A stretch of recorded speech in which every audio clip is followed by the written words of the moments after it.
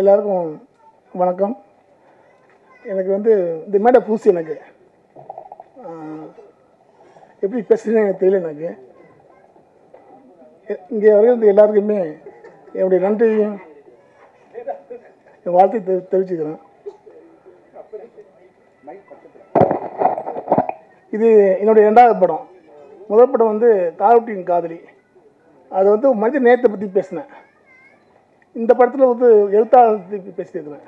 ஏன் எழுத்தை பற்றி நான் பேசுகிறேன்னா, எனக்கு சின்ன வயசில் ஒரு 12 வயசுலேருந்து ஒரு 18 வயசு வரையும் நான் நிறைய புத்தகங்களை படித்தேன். என் கையில் கிடைச்ச அத்தனை புத்தகங்களும் படித்தேன். படிக்கிற புத்தகங்கள் எந்த புத்தகம் வந்தாலும் எங்கள் வீட்டில் யாருமே என்னை வந்து நீ படிக்கும்போது படிக்காதுன்னு சொன்னது கிடையாது. ஒரு புத்தகம் படிக்கிறது எவ்வளோ முக்கியம்னு நான் என் லைஃப்பை தெரிஞ்சுக்கிட்டேன். ஒரு 21 வயசு நான் படித்த புத்தகங்கள் வந்து என்னை எங்கள் அப்பாவோ எங்கள் அம்மாவோ யாருமே தடுத்து கிடையாது. அதுக்கு அவங்களுக்கு நன்றி சொல்கிறேன். என் அம்மாவுக்கு, எங்கள் அப்பாவுக்கு, எங்கள் மாமாக்கள், எங்கள் அத்தைகள், சித்தப்பாக்கள், அவங்க வாங்கி கொடுத்த புத்தகங்கள் அனைத்தையும் படித்து ஒரு பக்கம் பட புத்தகம், ஒரு பக்கம் கதை புத்தகம், எந்த புத்தகம் ஆசையை படிச்சுட்டு இருப்பேன். பாக்யராஜ் அவருடைய முதல் புத்தகம் திரைக்கதை எழுதுவது எப்படின்னு அதை தேடி படித்த பிறகு தான் எனக்கு ஒரு ஆவல், சினிமாவில் ஒரு காதல் இருந்துச்சு. நம்மளும் ஒரு டைரக்டர் ஆகணும், நம்மளும் சினிமாவுக்கு உள்ளே போகணும்னு நினச்சேன். அப்படி நினச்சி தான் சென்னை எம்ஜிஆர் ஃபிலிம்ஸில் வந்து இயக்குனர் ஆகணும்னு ட்ரை பண்ணேன். அப்ளிகேஷன் போட்டேன். பட் குடும்ப சூழல், குடும்பத்தின் பொருளாதார பின்னடைப்புனால எனக்கு ஒரு பொறுப்பு இருந்துச்சு. குடும்பத்தில் சிங்கப்பூர் தேடி போனேன். 23 வயசில் 30 வருஷங்கள் சிங்கப்பூரின் வாழ்க்கை. 30 வருஷமாக ஒரு மெக்கானிக்கல் இன்ஜினியராக இன்றைக்கி ஒரு தொழில் பண்ணுற ஒரு நிறுவனத்தை வச்சு நான் நடத்திட்டு இருக்கிறேன். அங்கேருந்து இங்கே பார்க்கும்போது இங்கே எழுத்துக்கு கொடுக்குற மதிப்பு என்ன, எழுத்தை ஏன் நம்ம புறக்கணிக்கிறோம், புத்தகம் படிக்கிறதை ஏன் நம்ம வந்து புறக்கணிக்கிறோம், அதை ஏன் நம்ம வந்து நம்ம பிள்ளைங்களுக்கு அதை ஊக்கிக்க மாட்டேங்கிறோம், ரொம்ப தப்பு பண்ணிகிட்ருக்கோம். நம்ம பாடக புத்தகம் மட்டும் இப்போ உங்கள் வாழ்க்கை இல்லை, பாடக புத்தகங்கள் மட்டுமே இங்கே வாழ்க்கை இல்லை. அது மட்டுமே உங்களுக்கு எதுவுமே கொடுத்துடாது. எஜுகேஷனை கொடுக்கும். Education is very important. அதை தாண்டி இந்த பாடக புத்தகம் தாண்டி இங்கே வாழ்வியலை பற்றி நிறைய எழுத்து இருக்குது. நீங்கள் இங்கிலீஷ் தான் படிக்கணும் தேவை, தமிழ்லேயும் அவ்வளோ லட்சக்கணக்கான எழுத்துக்கள் இருக்குது, லட்சக்கணக்கான புத்தகங்கள் இருக்குது. தயவு செய்து ஒரு வீட்டு பிள்ளைங்களுக்கு புத்தகத்தை படிக்க சொல்லுங்கள். நான் படிக்கும்போது வயசு 12, 18. அப்போ நான் எங்கள் ஸ்கூலில் மொத்தம் 18 பேர் படித்தோம். 10th எழுதணும். நான் இந்த புத்தகம் படிச்சுக்கிட்டு 18 பேரை நான் ஒரு ஆள் தெரிச்சு அடித்தேன். புத்தகம் படித்ததுனால கெட்டு போக மாட்டோம். நம்ம படிக்க சொல்லுங்கள். வாழ்க்கை அங்கே தான் இருக்குது. என் வாழ்க்கையும் அங்கே தான் இருந்துச்சு. அங்கே தான் தேடி எடுத்தேன். நான் சிங்கப்பூர் போய் ஒரு பிஸ்னஸ்மேனாக ஆன பிறகு எனக்கு இந்த கோவிட் வந்துச்சு. எனக்கு இப்போது இந்த கோவிட் வந்த ஒரு 4 மாதம் எனக்கு வந்து ஒரு பிரேக், என் திறமை ஒன்று வாழ்க்கையில் ஒரு பிரேக் அடிச்சுது. அப்போ தான் என்னுடைய உள்ளே இருந்த ஆழ்மனத்தில் இருந்த நான் போட்ட விதை, 18 வயசில் போட்ட விதை எட்டி பார்த்துச்சு. என்ன ஏதாச்சும் பண்ணணும், ஏதாச்சும் எழுதணும், ஏதாச்சும் செய்யணும் அப்படின்னு தோணுச்சு. அதனால தான் முதல் படம் காரோட்டியின் காதலி பண்ணேன். 2வது படம் ஆலன், ஒரு எழுத்தாளனின் வாழ்க்கை. அவனை 2 பெண்கள் வந்து காதலித்து அந்த காதல், அந்த பெண்களின் காதல், அதை பற்றியும் ஒரு வாழ்க்கை இங்கே வந்து என்ன ஒன்றே நான் சொல்லிக்க விரும்புகிறேன். இப்போ ஐநா சபையில் 2018 கிரேட்டாங்க ஒரு பொண்ணு, 16 வயசோ 18 வயசோ தெரியாது, அந்த பொண்ணு வந்து அங்கே இருந்த உறுப்பினர்களை பார்த்து கேட்ட கேள்வி, ஹவு டேர் யூ ஆல். எடுத்தவொடனே இந்த கேள்வி கேட்டுச்சு. நீங்கள் யூடியூப்பில் பார்த்துக்கலாம். ஏன் கேட்டுச்சு? அது கேட்ட காரணம் குளோபல் வார்மிங் 1.5 செல்சியஸ் இன்க்ரீஸ் ஆகிருக்கு. அது கேட்குது, நீங்கள் இந்த உலகத்தில் வாழ்ந்து போகிறீங்க, இந்த உலகம் எங்களுக்கானது, இந்த காற்று எங்களுக்கானது, நீர் எங்களுக்கானது, இந்த நிலம் எங்களுக்கானது, அதை வந்து அசுத்தம் பண்ணுறதுக்கு நீங்கள் யார்? ஒரு பொண்ணு கேட்டுச்சு. அந்த உணர்வு நம்மளுக்கு வரணும். இந்த பூமி நமக்கானது மட்டுமல்ல, இந்த காற்று நமக்கானது மட்டுமல்ல, இந்த உணவு நமக்காக மட்டுமல்ல, நம்ம சன்னதிகளுக்கு, நம்மளுடைய வர ஜெனரேஷனுக்கு விட்டு போகணும். அதை நம்ம செய்ய தவறுறோம். இங்கே ரொம்ப இயந்திரமாக ஓடிட்டு இருக்கோம். அந்த கொஞ்சம் திரும்பி பாருங்கள் வாழ்க்கையை. அடுத்த ஜெனரேஷன் இங்கே வாழணும். அதே தான் இந்த படம் கொடைக்கானல் போயிருந்தேன் ஷூட்டிங் லொக்கேஷனை பார்க்குறதுக்கு. ஒரு 4-5 பசங்க வந்து விளையாண்டுருக்காங்க. அப்போ இதை வந்து முடியாமல் ஒரு பையன் வந்து 5-6 வயசு இருக்கும். அங்கிள் நான் என்னன்னு கேட்டேன். படமாக இருக்கு கேட்டேன். இல்லை நான் அப்படின்னு ஆரம்பிக்கல அப்படின்னா. அப்போது கேட்கலாம் நடிக்கிறேன் கேட்டேன். நடிக்கிறேன் அங்கிள் அப்படின்னு சொல்லிட்டு அவனே சொல்கிறான், அங்கிள் நான் வில்லனாக நடிக்கிறேன். வில்லனாக நடிக்கிறியா ஏன் கேட்குறேன். அப்போ தான் எங்களுக்கு வெட்டலாம் கொடுத்துடலாம் அறுக்கலாம். ஒரு வன்மம் எங்கே விதிக்கப்பட்டது பாருங்கள். ஒரு 6 வயசு பையனுக்கு ரத்தமும் தலை வெட்டுதலும் இங்கே வந்து சொல்லப்படுது. இது பெரிய பாவம் இல்லையா? மனசாட்சி இருக்கா நம்மளுக்குலாம்? இதை விதைக்க முடியுங்க, இதை விதைக்கிறோம். நான் சிங்கப்பூர்லேருந்து இங்கே வர வேண்டியிருக்கு புத்தகம் படிக்க சொல்லுது உங்களுக்கு. நான் இங்கே காசு சம்பாதிக்கவில்லை. மனசு ஆதங்கம், வலி, வேதனை இதை நோக்கி போயிட்டுருக்கோம். இது தெரியல எனக்கு. அந்த நிகழ்வுக்கு தான் அதுதான் இந்த படத்தை வந்து நான் எடுக்க தூண்டியது. ஒரு எழுத்து எங்கே போகும், இந்த எழுதுனா அது யாருக்கு பயன்படும், இந்த எழுதும்போது இந்த உலகம் நம்மளுக்கு வந்து இப்போது புத்தகம் படிக்கும்போது 1000 ஃப்ரெண்ட்ஸ் தேவையில்லை. நம்மளுக்கு ஒரு புத்தகம் போதும் நம்மளுக்கு வாழ்க்கையை மாற்றுறதுக்கு. நான் இன்றைக்கி நிற்கிறது காரணம் புத்தகம் தான், சத்தியமாக சொல்லுவேன். நான் இன்னைக்கு ஒழுங்கான வாழ்க்கையையும் ஒரு தேடலையும் நான் இது வாழ்க்கையில் அமைத்து கொண்டதுக்கு என் நண்பர்கள் கிடையாது, என் புத்தகம் தான். என் குருநாதர் திரு பாக்கியாஸ் அவர்கள், உண்மையிலே நான் வந்து பாக்கியா புத்தகம் வந்து முதல் பிரதி எங்கள் ஊர்லேருந்து 18 கிலோமீட்டர் பட்டுக்கோட்டை. முதல் பிரதி அன்றைக்கி தான் வெளியே வருது. நான் கடைக்கு 2 ஹவருக்கு முந்தி கடைக்கு போயிட்டேன். போய் நின்று கட்டப்படி தொங்கத்துக்கு முந்தி அந்த இதில் வாங்கி படித்தேன். அந்தளவுக்கு ஒரு பேய் பிடிச்ச ஒரு படிப்பாக நான். ஆனால் சிங்கப்பூர் போகிறதுக்கு படிக்க முடியல. ஏன்னா அங்கே ஒரு வாழ்வியல், இயந்திரத்தனமான வாழ்வியல், வேலைன்னு போயிட்டுருப்போம். அங்கே படிக்க முடியல. இங்கே படித்தேன். ஸோ அவருக்கு இந்த நேரத்தில் நான் உண்மையில் நன்றி சொல்லியிருக்கேன் சார். உண்மையிலே உங்களுடைய அந்த தூண்டுதல், உங்களுடைய கேள்விப்பது இருக்கிற அந்த உண்மை, அதெல்லாம் வந்து சத்தியமாக சொல்லுங்கள் சார், யாராலையும் பண்ண முடியாது. Thank you sir. இந்த படம் ஆலன் கண்டிப்பாக உங்களுக்கு பிடிக்கும். நிறையா லொக்கேஷனில் போய் ரொம்ப கஷ்டப்பட்டு எடுத்துருக்கோம். கிட்டத்தட்ட 7 லொக்கேஷனை ஜெர்மனியில் எடுத்துருக்கோம். காசி, வாரணாசி, ரிஷிகேஷ், காரைக்குடி, ராமேஸ்வரம், கொடைக்கானல், எல்லா இடத்துக்கும் போய் எனக்கு இந்த கதை பிடிச்சிருந்துச்சு. வெற்றி அதுக்கு ஒரு சிறந்த கதாநாயகன் உள்ளே வந்தார். மனோஜ் சிறந்த இசையமைப்பாளர் உள்ள வந்தார். டிஓபி இந்தன் ஸ்டாலின் வந்தாப்புல. அதுக்கு மேலாக என்னுடைய நண்பரும் எடிட்டர் காசிநாசன் உள்ளே வந்தாங்க. மற்ற எல்லா துணை இயக்குநர்கள், இணை இயக்குநர்கள், அந்த பாப்பா பையன் எல்லாமே எனக்கு ரொம்ப சப்போர்ட் பண்ணாங்க. இந்த படத்தை நான் வன்முறை இல்லாமல், இது உண்மையாக சொல்கிறேன், இந்த படத்தை நான் வன்முறையாக எடுத்துருக்க முடியும். ஒவ்வொரு சீனும் ரத்தமாக பிரிக்கும். நீங்கள் பார்க்க, நீங்கள் பிரித்து வச்சுருக்க முடியும். ஆனால் அதையும் கடந்து போகிறான் ஒருத்தன், அதையும் கடந்து போய் திரும்பி வரான் வாழ்க்கையில். அவனுக்கு நடக்கிற ஒரு நிகழ்வை அப்படியே தட்டி விட்டு போய் வெளியே வரான் அங்கேருந்து வேறு ஆளாக. இப்போது நான் கேட்குறேன், எல்லாருனாலையும் எல்லாம் அதை அடிச்சிட முடியுமா? ஒரு பலசாலியை ஒரு பலசாலி எலிவன் அடிக்கிறான், எலிவனை வந்து திருப்பி அடிச்சிட முடியுமா? அப்போது நம்ம திருப்பி செய்ய முடியாத ஒன்றை ஏன் நம்ம வந்து இங்கே திணிக்கிறோம்? திருப்பி நம்ம அடிக்க முடியாத ஒன்று ஏன் செய்யணும்னு ஆசைப்படுறோம்? இல்லை, வன்முறைகள் இது எல்லாம் கலந்துதான் இந்த உலகம், இல்லைன்னு சொல்ல முடியாது. ஆனால் எது அதிகம் தேவைப்படுதுங்க? அன்பும் காதலும். இயற்கையை கொண்டாடுங்கள், அன்பை கொண்டாடுங்கள், காதலை கொண்டாடுங்கள். இந்த உலகம் அமைதியாக வாழும், உங்களுடைய தலைமுறை அமைதியாக இருக்கும்.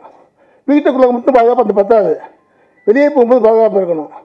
அது எல்லாரும் இந்த ஊடக நண்பர்கள் கண்டிப்பாக நீங்கள் நிறையா செய்யலாம், சமூகத்துக்கு நிறையா செய்யணும் ஆசைப்படுறேன். நன்றி, வணக்கம். ஊடக நண்பர்கள் அனைவருக்கும் இனிய மாலை வணக்கம். முதல்ல உங்கள் எல்லாருக்கிட்டும் எங்களுடைய அப்பாலஜி கேட்குறோம், மன்னிக்கிறோம். இந்த விழா கொஞ்சம் தாமதமாக, கொஞ்சம் இல்லை நிறைய தாமதமாக ஆரம்பித்ததுக்கு எல்லோரும் சார்பில், எங்கள் குழு சார்பில் நான் உங்ககிட்ட மன்னிப்பு கேட்டுக்கிறேன். கொஞ்சம் லெங்க்தாக போயிடும், ஏன்னா 8 மணிக்கு தான் ஆரம்பிக்க முடிஞ்சது. கொஞ்சம் நீங்கள்லாம் கோஆப்ரேட் பண்ணணும்னு கேட்டுக்கிறேன். இந்த படம் திடீர்னு எனக்கு ஒரு நண்பர் மூலமாக எனக்கு அந்த விமியோ லிங்க் அனுப்பிச்சிருந்தாங்க. நான் பார்த்த உடனே டைட்டிலே இப்படி இருக்கு, ஆலன் அப்படின்னு, என்னடா இது நான் ஆங்கில படமா அப்படின்னு சொல்லிட்டு நான் ஒரு நிறைய படங்கள் நான் எவ்ரிடே பார்த்துட்ருக்கேன். அப்படி நான் வந்து இந்த படத்தை நான் வந்து ஒரு விமியோ லிங்கில் பார்த்த உடனே அப்படியே நான் ஸ்டாப்பாக பார்த்துட்டே இருந்தேன். எனக்கு படம் பார்த்து முடிச்ச உடனே ரொம்ப ஆச்சரியமாக இருந்தது சிவா சாரினுடைய அந்த அந்த கான்ஃபிடென்ஸு. சிங்கப்பூரில் ஒரு பிஸ்னஸ் மேனாக மிகப்பெரிய ஒரு தொழிலதிபராக நல்ல ஒரு சக்ஸஸ்ஃபுல்லாக போயிட்டுருக்காரு. அவருக்கு சினிமா மீது ஒரு தீராத காதல். அந்த காதலில் அவர் படம் எடுக்கணும்னு வராரு. அங்கிருந்து வந்து இங்கே படம் எடுத்துகிட்டு திருப்பி அங்கே போயிடுறாரு. அங்கிருந்து இவருடைய டீம் எல்லோருமே அவருக்கு டீம் ஒர்க்காக இருந்துட்டு, சக்திவேல் ரொம்ப கோஆப்ரேட்டிவாக அவர் கூடவே பயணித்து இந்த படத்தை வந்து முடிக்கிறதுக்கு ஒரு டீம் அவங்க கூட இருக்காங்க. பட்ஜெட்டை பற்றி கவலைப்படாமல், மேக்கிங்கை பற்றி, அதாவது இவ்வளோ செலவாகுதே அதை பற்றியெல்லாம் ஒரி பண்ணாமல், ஒரு படைப்பு அவர் எப்படி பேசினார் பார்த்தீங்களா, அங்கேருந்து உள்ளேருந்து வருது. ஆத்மார்த்தமாக அவர் நேசிக்கிற சினிமாவை ஒரு காதலும் அன்பும் கலந்து ஒரு படத்தை தரணும் அப்படின்னு சொல்லிட்டு, இந்த உலகத்தில் காதல் தான் ரொம்ப முக்கியம், அதாவது அன்பு தான் ரொம்ப முக்கியம். வயலன்ஸ் கிடையாது, அன்பு எல்லா இடத்துலையும் இருக்கும். அந்த அன்பு நம்ம கரெக்டாக தேடி போனால் போகிறோம், வாழ்க்கை நல்லபடியாக இருக்கும், சந்தோஷமாக இருக்கும் அப்படின்றத இந்த படத்தில் ரொம்ப க்யூட்டாக, ரொம்ப அழகாக, ரொம்ப யதார்த்தமாகவும் ஒரு பொய்டிக்கான ஃபிலிமை நான் பார்த்தேன். பொய்டிக்கான ஃபிலிம் அப்படின்னா படம் முடியும் போது ரொம்ப கவிதைத்துவமாக ஒரு படமாக இருந்தது. இப்படிப்பட்ட படம் வந்து அவர் ஆசைப்பட்டதெல்லாம் ஒன்று தான், சார் இது ப்ராப்பராக ரிலீஸ் பண்ணி கொடுங்க சார், மக்கள் மத்தியில் போய் சேரணும், ஊடக நண்பர்கள்லாம் நம்ம போய் ரீச் ஆகணும், எல்லாரும் பார்த்து இந்த படம் நான் சொல்ல வந்த கருத்து மக்கள் மத்தியில் ரீச் ஆனால் போகிறோம். நான் என்னுடைய சம்பாத்தியத்தில் ஒரு சினிமாவுக்கு, தமிழ் சினிமாவுக்கு நல்ல படத்தை கொடுக்கணும். அது வந்து கமர்ஷியலாக ஆக்ஷன் பிளாக்கோட அப்படிலாம் இல்லாமல், நான் வந்து என்ன நினச்சனோ எந்த காம்ப்ரமைஸும் இல்லாமல், சொல்லுவாங்களே வணிக சமரசம் இல்லாமல் நான் ஒரு படைப்பை கொடுக்கணும்னு ஆசைப்பட்றேன். ஒரு படைப்பாளியாக நான் ஜெயிக்கணும் சார், அதுக்கு நீங்கள் ஹெல்ப் பண்ணுங்க சொல்லும்போது நான் சொன்னேன், இப்படி இவ்வளோ தொழில் சினிமாவை நேசிக்கிறீங்களேன்னா நானும் அந்த மாதிரி தான் சினிமாவை ரொம்ப ஆழமாக நேசிக்கிற ஒரு ஆள். சுவாசிக்கிறதும் பேசுகிறதும் வாழறதும் சினிமாவில் தான். உங்களை மாதிரியே நானும் இங்கே 12 மணி நேரம் நீங்கள் உழைக்கிறீங்க, அதே மாதிரி நானும் உழைச்சிட்ருக்கேன் சினிமாவில். அதனால் எனக்கு கண்டிப்பாக இந்த மாதிரி ஒரு சினிமாவை சப்போர்ட் பண்ணுன்றதுக்காக தான் நான் கூட அவர் கூட பயணிக்க ஆரம்பித்தோம். அது பிறகு இப்போது இந்த படம் ஒரு ஸ்டேஜாக கடந்து வந்து, அப்புறம் நான் சில சஜஷன்லாம் சொல்லும்போது பண்ணிடலாம் சார் சொல்லி அதெல்லாம் பண்ணி இன்னைக்கு ஒரு சரியான படமாக உங்கள் பார்த்து முடிக்கும்போது, ஓகே ஒரு கவிதைத்துவமாக ஒரு அழகான படத்தை கொடுத்துருக்காங்க, கண்டிப்பாக மக்களுக்கு போய் சேர வேண்டிய ஒரு கருத்தை தான் சொல்லியிருக்காரு அப்படின்னு நீங்கள்லாம் சொல்லுவீங்கன்னு நான் நம்புகிறேன். நானும் என் டீமை பார்க்கும்போது அதை தான் நாங்கள் நம்புகிறோம், நீங்களும் அதை நம்புவீங்கன்னு எதிர்பார்க்குறேன். இந்த விழாவை வந்து சிறப்பித்த இயக்குனர், என்ன சொல்கிறது, அவர் வந்து இமயம் ஒருத்தர்னா இவர் வந்து என்ன மாதிரி சொல்லுன்னா, ஸ்க்ரீன் பிளே கிங்கு மட்டும் இல்லை, இயக்குனர் இதுலேயே ஒரு மிகப்பெரிய ஒரு லெஜெண்டாக இன்றைக்கி இருக்கிற திரு கே பாக்யராஜ் சாருக்கு என்னோட நன்றி. பாக்யராஜ் சார், நீங்கள் வந்து இந்த விழாவை சிறப்பித்ததுக்கு மிக்க நன்றி. எங்களுடைய association Tamil film active producer association சார்பில் செக்ரட்டரி எங்களுடைய டி சிவா சார் வந்ததுக்கு நன்றி. அண்ட் வெற்றி, உங்களுடைய பயணத்தை நான் பார்த்துட்டே இருக்கேன், நிறைய நல்ல நல்ல படங்கள் வந்துகிட்டே இருக்குது உங்கள் கெரியரில். உங்களுடைய முதல் 8 தொட்டக்கால ஆரம்பித்து ஜிவி நிறைய பிடிக்கும் எனக்கு, ஜிவி படம்லாம் ரொம்ப இன்டெலிஜென்ட்டான படத்தை கோபிநாத் உங்களுக்கு பண்ணியிருந்தார், நீங்கள் நல்லா பண்ணீங்க. அடுத்ததாக இப்போ வந்து பம்பர் படம் ரொம்ப பிடிச்ச படம். இப்படி ஒரு உங்களுக்குன்னு தேடி நல்ல கதைகள் வருது, அதாவது புதுமையான கதைகளை நீங்கள் பண்ணுவீங்கன்னு வராங்க. இதில் ஒரு நல்ல பயணம் இருக்குது உங்களுக்கு. இந்த பயணத்தில் நீங்கள் அடுத்தடுத்த கட்டம் மிகப்பெரிய வெற்றிகளை கொடுக்கணும். ஆலன் படத்துக்காக நீங்கள் கொடுத்த உழைப்பு எனக்கு ரொம்ப ஆச்சரியமாக இருந்தது. இந்த மாதிரி படத்தை பண்ணுறதுக்கே உங்களுக்கு ஒரு தைரியம் வேணும், அதை நீங்கள் பண்ணியிருக்கீங்க. உங்களுக்கு இந்த முயற்சி வெற்றி அடையணும். இந்த படத்தில் எனக்கு ரொம்ப ஆச்சரியம் என்னென்னா, நம்மெல்லாம் பார்த்து வைக்கிற மிகப்பெரிய ஒரு லெஜெண்டரி கவிதை மட்டும் இல்லை, எல்லாத்துலேயும் வந்து ஆளுமை, இலக்கிய ஆளுமை, மனுஷபுத்திரன் சார் வந்ததெல்லாம் மிகப்பெரிய விஷயம். இல்லை சார், நீங்கள் வந்து இதில் ஒரு கேமியோ ரோல், ஒரு சப்போர்ட் ரோல், ஒரு சின்ன ஒரு இது பண்ணியிருக்கீங்க. ஆனாலும் உங்களுடைய டைம் எடுத்து நீங்கள் இங்கே வந்திருக்கீங்களே, அதுக்கு நான் மிக்க நன்றி சொல்லணும். இது வந்து அவ்வளோ சிம்பிள் இல்லை, உங்களுக்கு இவ்வளோ எஃபர்ட் எடுத்து வர்றது, உங்களுக்கு நன்றி. கேபிள் சங்கர் இந்த படத்தில் இதே மாதிரி இது ஒரு நல்ல ஒரு கேமியோ ஒன்று பண்ணியிருக்காரு, அவருக்கும் நன்றி. த ஹோல் டீம் எல்லாரும், டைரக்டர்ஸு, இங்கே வந்திருக்கிற டெக்னீஷியன்ஸ், ஆர்டிஸ்ட் எல்லோருக்கும் நன்றி. வேக் பிரசன்னா, நல்லா இருந்தது உங்கள் கேரக்டர் இந்த படத்தில். Thank you for the great support. பாடல்கள்லாம் ரொம்ப அருமையாக வந்திருக்கு, மனோஜும் சரி, கார்த்திக் நேதா சார், உங்கள் வரிகள் எல்லாமே மனசில் அப்படியே உள்ளே போய் ஊடுருவுது. அது என்னமோ ஒன்று பண்ணுறீங்க, நீங்கள் ஏதோ ஒன்று பண்ணுறீங்க, ஆலன் பண்ணுது. எனக்கு ஆச்சரியம் என்னென்னா, அந்த பாட்டு கேட்ட உடனே எப்படி இவர் இவ்வளோ படத்துக்குள்ளே போயிட்டாரு, நீங்கள் படம் பார்த்து லிரிக் எழுதுனீங்களா இல்லை கதை கேட்டு லிரிக் எழுதுனீங்கன்னா தெரியல எனக்கு. ஆனால் அவர் என்ன சொல்ல வந்தாரோ அதை வந்து அப்படியே ஒரு வார்த்தைகளை நீங்கள் கொண்டு வந்து ஒவ்வொரு வரிகளுமே அந்த கதையில் இருக்கிற அந்த கதாநாயகன், ஒரு வார்த்தை மட்டும் சொல்லிடுறேன், இந்த கதாநாயகன் யாருன்னு பார்த்தீங்கன்னா அது ஆர் சிவா தான். சிவா தான் கதாநாயகன். அவருடைய வாழ்க்கையை தான் இந்த படமாக பண்ணியிருக்காரு. ஆக்சுவலி பார்த்தீங்கன்னா நான் கேட்டேன், என்ன இன்ஸ்பிரேஷன் இப்படியெல்லாம் எடுத்திருக்கீங்களே, இந்த மாதிரி காதல் சார்ந்த விஷயங்களும் உங்கள் வாழ்க்கையில் இருக்கா அப்படின்னு கேட்டால், அப்படி இப்படி இருக்குது சார் அப்படின்றாரு. உண்மையை சொல்ல மாட்டேன்றாரு. என்ன ஏதோ பயம்பல இருக்குது, வீட்டில் ஏதாவது பிரச்சனை வருமானு தெரியல.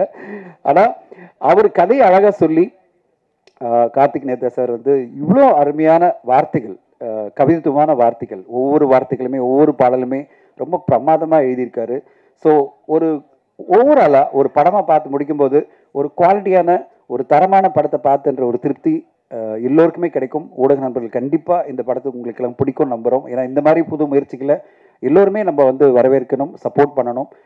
என்னால் முடிஞ்ச சப்போர்ட் நான் பண்ணிட்டு இருக்கேன். உங்களால் முடிஞ்ச சப்போர்ட் இங்கே இருக்கிற எல்லா ஊடக நண்பர்களும் இந்த படத்துக்கு சப்போர்ட் பண்ணணும்னு எதிர்பார்க்குறேன். வெகு விரைவில் இந்த படத்தை திரைக்கு கொண்டு வரோம். நிறைய படங்கள் ஒரே நேரத்தில் 6 படங்கள் 7 படங்கள் வந்து உங்களுக்கும் டயர்ட் பண்ணுது, ஆடியன்ஸும் டயர்ட் பண்ணுது. தமிழ் சினிமாவில் ஒரு சின்ன டிசிப்ளின் தேவைப்படுது. 4 சினிமா மேலே வரக்கூடாது, ஏன்னா அது மேலே நம்மளால் பார்க்க முடியாது. அப்படிப்பட்ட ஒரு ஒரு ஒரு சேஞ்சை கொண்டு வரணும் நாங்களாம் ட்ரை பண்ணிட்டு இருக்கோம் அசோசியேஷன் சார்பில். இந்த நேரத்தில் வர படங்கள் எல்லாருமே ஏதோ ஒரு கட்டாயத்தினால தான் ஒரு பர்டிகுலர் வீக்கில் வருது. அந்த படங்கள் எல்லாத்தையும் நல்ல படங்களை தேர்ந்தெடுத்து நீங்கள் சப்போர்ட் பண்ணணும் ஊடக நண்பர்கள். அதுதான் என்னுடைய கோரிக்கை வைக்கிறேன். ஆலன் கண்டிப்பாக சிவா ஆரனுடைய ஒரு முக்கியமான ஒரு படைப்பு, ஒரு நல்ல முயற்சி எடுத்திருக்காரு. பல இடங்களில் அவர் சொன்ன மாதிரி பல லொக்கேஷனில் போய் எந்த ஒரு காம்ப்ரமைஸ் இல்லாமல் ஒரு நல்ல படைப்பை கொடுத்துருக்காரு. இந்த படம் வெற்றி அடைஞ்சால் அந்த மாதிரி நிறைய படங்கள் வரும். அது மாதிரி ஒரு இயக்குனர் அவர் சிங்கப்பூர்லேருந்து இன்னும் அடுத்த கட்டமாக நான் சொன்னேன், சார் ஒரு பிரம்மாண்டமான படைப்பை பண்ணுங்கள், இப்படியே சின்ன சின்ன படம் இல்லாமல் பெரிய படங்கள் பண்ணுங்கன்னு சொல்லிட்டு இருக்கேன். அதுக்கான எல்லா தகுதியும் உங்களுக்கு இருக்குது. இந்த படத்து மூலமாக ப்ரூவ் பண்ணீங்க சிவா சார். அடுத்து ஒரு பெரிய மாஸாக ஒரு படம் பண்ணுங்க. ஓகே, பெரிய லெவலில் கோல் அடிக்கலாம். அதுக்கு ஒரு அடித்தளமாக ஒரு வெற்றியின் அடித்தளமாக இந்த படம் அமையணும்னு உங்களுக்கு வாழ்த்துக்கள், உங்கள் குழுவுக்கு வாழ்த்துக்கள். அண்டு இந்த படத்தை எனக்கும் ஒரு பங்கை கொடுத்ததுக்கு, அதாவது ஒரு என் கூட ட்ராவல் பண்ணுங்கன்னு சொன்னதுக்கு நன்றி சிவா சார். அண்ட் உங்களோட முயற்சி வெற்றி அடையணும். Thank you so much. ஊடக நண்பர் வரைக்கும் தேங்க்யூ ஸோ மச். இயற்கையின் விதிகளிலிருந்து வாழ்வியல் தத்துவங்கள் பிறக்கின்றது. அந்த தத்துவத்தில் பயணித்து கொண்டிருக்கும் தயாரிப்பாளர் இயக்குனர் திரு சிவா அவர்களை வணங்குகிறேன். குறுகிய காலம் ஆனாலும் புரிதலுடன் படப்பிடிப்பு தளத்தில் எனக்கு உறுதுணையாக இருந்த கலை இயக்குனர் தோழர் உதயகுமாருக்கு நன்றியை தெரிவித்துக் கொள்கிறேன். மனிதர்கள் சிறந்தவராகிறார்கள், சிறந்தவர்கள் எளியோரை வலியோர் அரவணைப்பிலிருந்து மிக சிறந்தவராகிறார்கள். ஐயா தனஜீகன் அவருடைய அரவணைப்பிலிருந்து நாங்கள் புத்துணர்ச்சி பெற்றோம் என்பதை நன்றியுடன் தெரிவித்துக் கொள்கிறேன். அனைவருக்கும் நன்றியும் அன்பும். அனைவருக்கும் வணக்கம். நிறைய அண்ணன்மார்கள் நிறைய பேர் இருக்காங்க மேடையில். எல்லாரோடையுமே கவிஞனாகவும் பாடலாசிரியனாகவும் பணியாற்றியிருக்கேன். மனுஷபுத்திரன் அண்ணன் வந்திருக்காங்க, பாக்யராஜ் சார். என்னோட ஒரு கவிதை ஒன்று இருக்கு. நான் அலைபுணரும் கலை நுகரும் நாய், மதுக்கூடம் வளர்த்துவிட்ட பூனை, விருஷ்டத்தில் பூதேடும் பித்தன், மழையள்ளி மைப்பூசும் மாம்சன், அரியன வனையும் குயவன், வெளி ஒடுக்கி உள்விரியும் வானம், சுடருள்ளே மணக்கின்ற காடு, இடுகாடு சுடற்காடு. இப்படி ஒரு கவிதை நான் எழுதிட்டு இருந்த தருணத்தில் என்னுடைய மனநிலை இருக்கு இல்லையா, அது இந்த கவிதைக்குள்ள இருந்த மாதிரி கொந்தளிப்பான ஒரு தளல் நிலையில் இருந்த மனநிலை. அதன் பிறகு காலங்கள் கடந்து மனம் ஒரு புள்ளியில வந்து ஒடுங்கி ஒரு அமைதி கண்ட பிறகு எழுதிய கவிதை ஒன்று இருக்கு. வேறெழுத்தை உணர்ந்துணர்ந்து ஓரிடத்தில் அமர்ந்த பின்னே நூறெழுத்தை எழுதி எழுதி ஊரிடத்தில் காட்டி என்ன அப்படின்னு ஒரு கவிதை. இந்த 2 கவிதைக்கும் இடையில வந்து ஒரு 20-22 ஆண்டுகள் இருக்கு. அவ்வளோ பட்டறிவு இருக்கு. இந்த படத்தில் வரக்கூடிய ஆலன் திரைப்படத்தில் வரக்கூடிய அந்த தியாகமும் அதே மாதிரி ஒரு புள்ளியில் வாழ்க்கையை தொடங்கி நிறைய அந்த வாழ்க்கை சுழலுக்குள்ள போய் வந்து மீண்டு வெளியே வந்து சாரமாக இந்த வாழ்க்கை கொடுத்த அனுபவ சாரமாக ஒரு நூலை எழுதுகிறான். ஒரு எழுத்தாளனாக மாறுறான். அவனுடைய ஒரு பயணம்தான் இந்த படம். ஏறக்குறைய என்னுடைய அல்லது என்னை போல் எழுதி கொண்டிருக்கக்கூடிய கவிஞர்கள், பாடலாசிரியர்கள், எழுத்தாளர்கள் அத்தனை ஆளுமைகளோட வாழ்க்கையும் இந்த படத்துல அந்த கதாபாத்திரம் வாயிலாக பொதிஞ்சு இருக்கு. அதனால் எனக்கு இந்த படத்தில் எழுதின பாடல்கள் ரொம்ப நெருக்கம். ஒரு வெளியிலிருந்து எழுதின மாதிரியான ஒரு உணர்வு எனக்கு இல்லை. என்னுடைய வாழ்க்கையை நான் மீண்டும் நினைவு கூர்ந்து எழுதி பார்த்துக்கிற மாதிரி தான் இருந்தது. சிரமமும் இல்லை. அதுக்கு என்ன காரணம்னா மெட்டு. நிறைய அந்த வெஸ்டர்ன் இன்ஃப்ளூயன்ஸ் இசைக்குள்ளே வந்த பிறகு இங்கே இருக்கக்கூடிய இந்த மரபின் தாளம் ஒன்று இருக்குது. நம்ம ஒவ்வொரு நிலத்துக்குமே ஒரு தாளம் இருக்கு இல்லையா? அதை நம்ம தொலைக்கும் போது நம்ம அடிப்படையில் நிறைய தொலைச்சிட்றோம்னு நினைக்கிறேன். நம்மளுடைய பர்சனாலிட்டியை நம்ம தொலைச்சிட்றோம் அப்படின்னு நினைக்கிறேன். அதை மீட்டெடுத்து கொண்டு வரக்கூடிய சில முயற்சிகள் உண்டு. அது ஒரு பக்கம் ஓங்கி ஒழிச்சிக்கிட்டே தான் இருக்குது, ஓங்கி வளர்ந்துக்கிட்டே தான் இருக்குது. அப்படியாக இந்த படத்தில் இருக்கக்கூடிய 4 பாடல்களுமே இந்திய செவ்வியல் இசை இருக்கு இல்லையா, நம்ம இந்தியன் கிளாசிக்கல் மியூசிக், அதை மேலே வச்சு அந்த வெஸ்டர்ன் பேட்டர்னில் இருக்கக்கூடிய இசையை வந்து அதற்கு துணையாக இணையாக முடிஞ்சு வச்சிருக்காப்புல. ரொம்ப சூப்பர் மனோஜ். இன்னொன்று, மனோஜ் வந்து இசைத்துறைக்கு ரொம்ப சின்ன வயசுலேருந்தே அவர் இசையில் இருக்கக்கூடியவர். அவர் திரைத்துறைக்கு தான் அவருக்கு இது முதல் படம். பாட்டை நீங்கள் கேட்கும்போது உங்களுக்கு தெரிஞ்சிருக்கும். இன்னும் பொறுமையாக உட்காந்து அந்த மன அமைதியோடு அந்த ட்ராங்குவல் ஸ்டேட்டில் இருந்து மனோஜோட இந்த படத்தினுடைய இசைகளை கேட்கும்போது நம்முடைய இந்த நிலத்தில் இந்த வேரில் இருக்கக்கூடிய அந்த தாளம் உறுதியாக இந்த ஒவ்வொரு பாட்டிலுமே இருக்கிறது உங்களாலையும் உணர முடியும். இப்போ போட்ட அந்த யாழ் இசை, ஏழு இசைய பாட்டும் சரி, அந்த சிவன் பாடல் இருக்கு இல்லையா, அதுவும் சரி. அடிப்படையில் அந்த ஆளுங்கிற தலைப்பை அவர் சொன்ன மாத்திரத்தில் எனக்கு உள்ள பத்திக்க ஆரம்பிச்சிருச்சு. நான் அடிப்படையில் போக்கிரியாக இருந்து நிறைய தவறுகளை செய்து நிறைய பலவீனங்கள்லாம் இருந்து பின்பு வெளியே வந்தேன். அதுக்கு நிறைய காரணங்கள் உண்டு. அடிப்படையில் ஜிட்டு கிருஷ்ணமூர்த்தியோட புத்தகங்கள் இருந்தது. அதன் பிறகு நம்ம திருமூலர், இப்படி நிறைய பேர் இருக்காங்க நம்ம தமிழுக்குள்ளேயே ரமணர்லேருந்து. ஆனால் சைவ சித்தாந்தத்தில் இருக்கக்கூடிய அந்த அடிப்படை மும்மலம் கோட்பாடு இருக்கு இல்லையா, அது என்னை பெரிதும் மாற்றியது. அதை உள்வாங்கி அமைதியாக மண்டைக்குள்ளே விரிச்சு எடுத்துகிட்டு போகும்போது அந்த ஆணவம், கண்மம், மலம் இதை விரிச்செடுத்து கொண்டு போகும்போது அடிப்படையில் எங்கே தவறு இருக்குது அப்படிங்கிறது புரிஞ்சது. அதனாலையும் இந்த ஆளன்கிற திரைப்படம் எனக்கு ரொம்ப நெருக்கம். ஏன்னா சிவனை பற்றி, சிவன் இருக்கக்கூடிய ஸ்தலங்களில் நிறைய படப்பிடிப்பு நடந்திருக்கு. இன்னும் முக்கியமாக மல பரிபாகம், சித்த நிபோதம் அப்படின்னு சொல்லிட்டு 2 இந்த சைவ சித்தாந்தத்தில் சொல்லுவாங்க.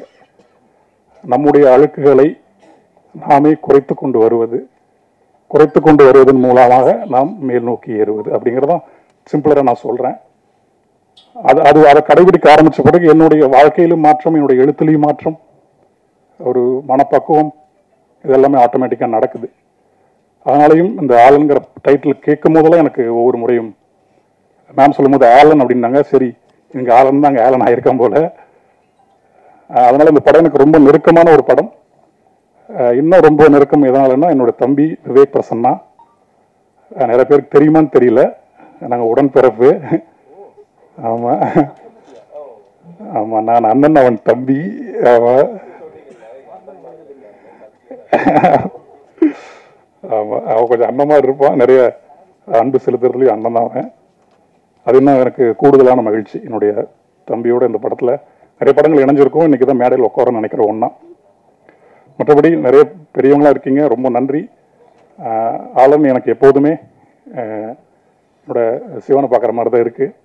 ஆமாம், சிவா சார் அவருக்கு நேற்று கூட அதானே எழுதி அனுப்பிச்சிருந்தேன்னு நினைக்கிறேன். ஆமாம், சிவன் அருளால் சிவா இயக்கிய ஆலன் அப்படின்னு சொல்லிட்டு எழுதியிருந்தேன். அவ்வளோதான் சொல்ல தோணுது. மீண்டும் ஒரு சிவவாக்கியார் பாட்டை சொல்லிட்டு நான் முடிச்சுக்கலான்னு நினைக்கிறேன். என்னிலே இருந்த ஒன்றை யான் அறிந்ததில்லை, என்னிலே இருந்த ஒன்றை யான் அறிந்து கொண்டபின், என்னிலே இருந்த ஒன்றை யாவர் காண வல்லரோ, என்னிலே இருந்து யான் அறிந்து கொண்டனே. நன்றி. எல்லோருக்கும் வணக்கம். ஸோ மைக்கில் ஆக்சுவலி பேசி இப்போ பழக்கம் இல்லை, பாடி தான் பழகம். So this my first speech. என்னை நான் இன்ட்ரடியூஸ் பண்ணிக்கிறேன் மீடியாட்ட. என் பேர் மனோஜ் கிருஷ்ணா. இதுதான் என்னோடய முதல் படம். ரொம்ப அன்எக்ஸ்பெக்டடாக இந்த படத்தில் நான் வந்து ஒர்க் பண்ணுறதுக்கான சான்ஸ் கிடச்சிது எனக்கு. இதுக்கு முன்னாடி நான் ஆக்சுவலி ஒரு படம் சைன் பண்ணியிருந்தேன். அது இன்னும் கூடிய விரைவில் அது அனௌன்ஸ் பண்ணுவாங்க. ஸோ அதில் நான் ஒர்க் பண்ணிகிட்டு இருக்கும் போது அதில் என்னோடய பாடல்கள் எல்லாம் பிடிச்சி, அது ஐ திங்க் விந்தன் மூலியமாக நான் இந்த ப்ராஜெக்ட்குள்ளே வந்தேன். ஸோ சிவா சார் என் பாட்டெலாம் கேட்டு அவருக்கு பிடிச்சி he wanted to have me in this film. So எனக்கு ரொம்ப சந்தோஷம். இந்த படத்தில் இது என்னோட லான்ச் அப்படின்னு என்னால் நம்பவே முடியல. ரொம்ப சந்தோஷமாக இருக்குது. உங்களோட all of your like blessings எல்லாமே தேவை எனக்கு கோயிங் ஃபார்வர்ட். ஸோ இப்போ இருக்கிற முடிஞ்சளவு சுருக்கமாக பேசிக்க பார்க்குறேன். சிவா சாரை பற்றி பேசிக்கலாம். ஸோ ரொம்ப பேஷனேட்டான ஒரு டைரக்டர் அப்படின்னு பார்க்குறேன். ரொம்ப பேஷனேட்டாக வந்து நிறைய விஷயம் ஆக்சுவலி நிறைய விஷயத்துக்கு அவர் சப்போர்ட்டிவாக இருந்தார். In terms of recording people நிறைய இவங்க போகலான்னா எனக்கு தெரிஞ்சு ரெஸ்ட்ரிக்ஷன்ஸே இல்லைன்னு நினைக்கிறேன். எதுக்குமே நீங்கள் பண்ணுங்கள், இந்த படத்துக்கு கான்ட்ரிபியூட் பண்ணுற என்னன்னாலும் நீங்கள் பண்ணுங்கள், I will be there by you அப்படின்னு சொல்லி ரொம்ப ஸ்ட்ராங்காக நின்னார். ஸோ ரொம்ப தேங்க்ஸ் சார். ஹோப் உங்களோட இதை நான் வந்து சாட்டிஸ்ஃபை பண்ணியிருக்கேன் அப்படின்னு நம்புகிறேன். அண்ட் பாக்யராஜ் சார் இருக்கார். ரொம்ப பெரிய ஃபேன் தான். ரொம்ப வருஷமாக சின்ன வயசுலேருந்தே அவர் படம்லாம் பார்த்து தான் வி ஹவ் க்ரோன் அப். இன்றைக்கி அவர் இங்கே சீஃப் கெஸ்ட்டாக வந்தது ரொம்ப ஸ்பெஷலாக இருக்குது. Thank you sir, thank you so much. And இந்த ஆல்பமை பற்றி பேச விரும்புகிறேன். ஸோ கார்த்திக் நேதா அவர்கள் இங்கே இருக்கார். அவரோட ரொம்ப பெரிய ஃபேன் தான். நான் 96லேருந்து ரொம்ப பெரிய ஃபேன் அவருக்கு. ஸோ அப்படி இருக்கும்போது 96லாம் ரொம்ப லேட்டுன்னு நினைக்கிறேன். அதுக்கு முன்னாடியிலேருந்தே அவர் ரொம்ப நிறைய பாட்டு எழுதியிருக்காரு. ரொம்ப பெரிய ஃபேன். ஸோ எனக்கு கண்டினியூஸாக அவரோட ஒர்க் பண்ணுற சான்ஸ் கிடச்சிருக்கு. என்னோட இன்னொரு படத்துலையும் அவர் ஒரு 3 பாடல்கள் எழுதியிருக்காரு. இந்த படத்துலையும் 4 பாடல்கள் இருக்குது, அதுவும் அவர் தான் எழுதியிருக்காரு. ஸோ ரொம்ப அழகான வார்த்தைகள். நான் வந்து டியூன் அனுப்பிச்சிட்டு அவர் ஃபோன் பண்ணி ஏதாவது லைக் லிரிக் அனுப்பிச்சிட்டு சேஞ்ச் ஏதாவது வேணுமான்னு கேட்பார். இதுக்கு மேலே என்ன சேஞ்சு சார் அப்படின்னு தான் சொல்லுவேன். ஸோ எக்ஸ்ட்ராடனரியான ஒரு writer. Thank you sir, thank you for உங்கள் வார்த்தைகள் தான் பாட்டுக்கு வந்து கண்டிப்பாக ஒரு உயிர் கொடுத்துருக்கு. ரொம்ப தேங்க்ஸ். அண்டு படத்தில் நடித்த வெற்றி. So like really good work bro. நான் வந்து 8 தோட்டாக்கள் பண்ண வெற்றி தான் பண்ணுறாருன்னு என்கிட்ட ஃபஸ்ட்டு சொன்னாங்க. அப்போது I was very happy for this association. ரொம்ப நல்லா இருந்திருக்கு உங்கள் work. And Dhananjayan sir, thank you so much இந்த படத்தை எடுத்து ரிலீஸ் பண்ணுறதுக்கு. சக்திவேல் சார் இந்த படத்தோட மேனேஜர். அண்டு எல்லாருக்குமே நடித்த எல்லாருக்குமே என்னோட வாழ்த்துக்கள். Vindhan, Kasi Viswanathan sir editor, and இவங்க எல்லாருக்குமே என்னோட பெஸ்ட் விஷஸ். அண்ட் நான் ரொம்ப சின்ன இந்த மேடையில். ஸோ இவங்க எல்லாரோட பிளெஸிங்ஸ் எடுத்து நான் I will start my journey in this industry. இந்த கொஞ்சம் நோட் பண்ணியிருக்கேன். இந்த படத்தில் நிறைய இசைக்கலைஞர்கள் இருக்காங்க. ஸோ அவங்கள பற்றி பேசலாம் அப்படின்னு. ஸோ ஃபஸ்ட்டாக ரிலீஸ் ஆன பாட்டு யாழ் இசையே அப்படிங்கிறது வந்து சின்மை பாடியிருக்காங்க. எனக்கு ரொம்ப ஃபேவரட்டான வாய்ஸ் அவங்க. ஸோ அவங்க இந்த பாட்டு பாடினது ரொம்ப சந்தோஷம். ரொம்ப அழகாக பாடி அவங்களோட ஒரு மியூசிக் வீடியோ கூட ஷூட் பண்ண முடிஞ்சுது. ஸோ அவங்களுக்கு என்னோட நன்றியை சொல்லிக்கிறேன் சின்மைக்கு. நாடு விட்டு அப்படிங்கிற 2வது பாட்டு வந்து நிகிதா காந்தி அப்படின்னு ஒரு சிங்கர் ஃப்ரம் பாம்பே, அவங்களும் நானும் சேர்ந்து பாடியிருக்கோம். அது ரொம்ப ஒரு வெஸ்டர்னைஸ்டான பாப் ஸ்பேஸில் பண்ண பாட்டு. ஸோ இந்த படத்தில் அண்டு எல்லா மாதிரியான பாட்டும் பண்ண முடிஞ்சுது. ஒரு ஓல்ட் ஸ்கூல் வைப் இருக்கிற பாட்டு, ஆர் ஒரு பாப் ஸ்பேஸில் ஒரு கர்நாடிக் மியூசிக் இன்ஃப்ளூயன்ஸஸோட. நான் கர்நாடிக் மியூசிக் தான், நான் சின்ன வயசுலேருந்து கர்நாடிக் மியூசிக்கில் தான் நான் இருந்தேன். அதுக்கப்புறம் தான் அதர் ஃபார்ம்ஸ் ஆஃப் மியூசிக்கு நான் வந்தேன். ஸோ அது எனக்கு இந்த படத்தில் அமைஞ்சதும் எனக்கு நிறைய ஜானர்ஸ் அமைஞ்சுது. So thanks to Nikita. ஏன் நினைந்தாய் அப்படிங்கிற பாட்டு வந்து ஷான் ரால்டன் பாடியிருக்காரு. ஸோ ஷான் ரால்டன் அப்படின்னு சொல்லும் போது நான் ஒரு 2 விஷயம் பேசிக்க விரும்புகிறேன். ஆக்சுவலி இந்த இண்டஸ்ட்ரிக்கு வந்து என்னோட முதல் அறிமுகமே ஷான் ரால்டன் தான். ஸோ ஷான் ரால்டன் வந்து எனக்கு ரொம்ப சின்ன வயசுலேருந்தே அவரை தெரியும். அவர் வந்து அவருக்கு தான் நான் மியூசிக் ப்ரொடியூசராக அசிஸ்டண்ட்டாக ஒர்க் பண்ணேன் before doing my this film. அவரோட சம் ஆஃப் ஹிஸ் பிக்கஸ்ட் ஹிட்ஸில் நான் வந்து மியூசிக் ப்ரொடியூசராகவும் அசிஸ்டண்ட்டாகவும் ஒர்க் பண்ணிட்டு இருந்தேன். ஸோ அதுலேருந்து தான் நான் வந்து சினிமா, ஏன்னா அதுக்கு முன்னாடி என்னோட மியூசிக்கில் நான் என்ன பண்ண போகிறேன்னு என்ன கேட்டிருந்தா நான் வேற ஒரு ஐடியாவில் தான் இருந்திருப்பேன். பாடணும், சிங்கர் அந்த மாதிரி தான் இருந்தேன். பட் அவர்கிட்ட போனோடனே தான் அவர் என்ன இந்த ஆர்ஆர் இப்படி பண்ணணும், பாட்டு இது அது அப்படின்னு நிறைய விஷயத்த இன்ஃப்ளூயன்ஸ் பண்ணி டைட்டாகவே என்னை ட்ரெயின் பண்ணார். ஸோ அதனால தான் இப்போ என்னால் இந்த ஸ்டேஜ்லேயும் நிற்க முடியுது. ஸோ அவர் ஆக்சுவலி இந்த படத்தில் ஒரு பாட்டு பாடியிருக்காரு, ஏன் நினைந்தாய் அப்படின்னு ஒரு பாட்டு. எனக்கு ரொம்ப க்ளோஸ் டு ஹார்ட் சாங். அதை அவர் பாட வச்சது எனக்கு ரொம்ப சந்தோஷம். Thank you so much to Shaan அண்ணா for actually singing that song.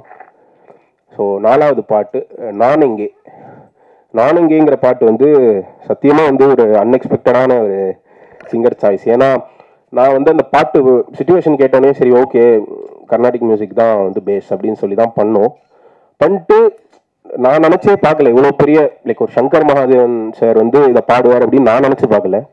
நான் வந்து ஐ ஹேட் சம் ஆப்ஷன்ஸ். அப்படி இருக்கும்போது இந்த பாட்டை கேட்டுட்டு சிவா சார் தான் ஆக்சுவலி வந்து நீங்கள் வந்து சங்கர் மகாதேவனை ரெக்கார்ட் பண்ணுங்க. நான் சொன்னேன் எப்படி சார் அவர் எவ்வளோ அப்போ ஹி வாஸ் ஆல்சோ அப்போ வந்து கிராமி வேலை வாங்கியிருந்தார். ஸோ எனக்கு வந்து எப்படி சார் அப்படின்னு யோசிச்சுட்டு இருக்கும்போது அவர் தான் ஹி கேவ் தி கான்ஃபிடன்ஸ் நான் ட்ரை பண்ணுறேன் அப்படின்னு சொல்லிட்டு அவங்க ரீச் அவுட் பண்ணி பார்த்தா Shankar Mahadevan sir like the track and அவர் எனக்கு கால் பண்ணி பேசி இது நான் கண்டிப்பாக பாடுறேன் அப்படின்னு சொல்லிட்டு அந்த ஒரு ரெக்கார்டிங் செஷன் வந்து என்னால் லைஃப்பில் மறக்கவே முடியாத செஷன். ஸோ நாங்கள் போயிட்டு பாம்பேயில் ரெக்கார்ட் பண்ணோம். ஐ திங்க் 25-30 மினிட்ஸில் பாடி முடிச்சிட்டார் பாட்டு 1 hour we were talking. And அப்புறமா முடிச்சுட்டு வரும்போது அவரே கூப்பிட்டு he gave a byte about my music. இந்த மாதிரி ரொம்ப நல்ல டேலண்ட்டு, கண்டிப்பாக சப்போர்ட் பண்ணுங்க. ஆனால் அது ரொம்ப ஸ்பெஷலாக இருந்தது. கண்டிப்பாக அவர் பண்ண மியூசிக் நம்ம இப்போ தான் ஆரம்பிச்சிருக்கோம். அது சொன்னது வந்து நம்ம கிரேட்டுன்னு சொல்கிறதுக்காக இல்லை, அது ஒரு யங்ஸ்டரை சப்போர்ட் பண்ணுங்கிறதுக்காக அது அப்புறமா தான் புரிஞ்சுது. ஸோ அவரோட ஒர்க் பண்ணுறது வந்து எனக்கு இது பக்கெட் லிஸ்ட்டில் ரொம்ப ஒரு ட்ரீமாக இருந்த விஷயத்த ட்ரூவாக ஆக்கினது சிவா சார் தான். ஸோ சங்கர் மகாதேவன் சாருக்கும் பெரிய தேங்க்ஸ் சொல்லணும். இதுதான் இந்த ஆல்பமில் பாடின 4 சிங்கர்ஸும் இவங்க தான். அண்ட் கொஞ்சம் டைம் எடுத்துக்கிறேன், ஒரு 2 minutes. இந்த மியூசிஷியன்ஸ் இந்த படத்தில் இன்வால்வ் ஆகிருக்கிறவங்க எல்லாரை பற்றியும் பேசணும்னு நினைக்கிறேன். ஏன்னா நம்ம ஆக்சுவலி ஃப்ரெண்ட் பண்ணுறோம், ஒரு ஸ்டேஜை நம்ம வந்து ஃபர்ஸ்ட் நின்று பேசிடுறோம். பட் ஐ பர்சனலி பிலீவ் நம்ம ஒருத்தர் மட்டும் ஒரு மியூசிக் பண்ணி அதெல்லாம் பண்ண முடியாது. ஒரு சுற்றி அவ்வளோ மியூசிஷியன்ஸோட ஒர்க் இருக்குது, அதனால தான் ஒரு படம் வருது. ஸோ அந்த மியூசிஷியன்ஸ் எல்லாரையுமே தேங்க் பண்ணோம் அப்படின்னு தோணிச்சு. ஒரு 2 minutes எடுத்துக்கிறேன்.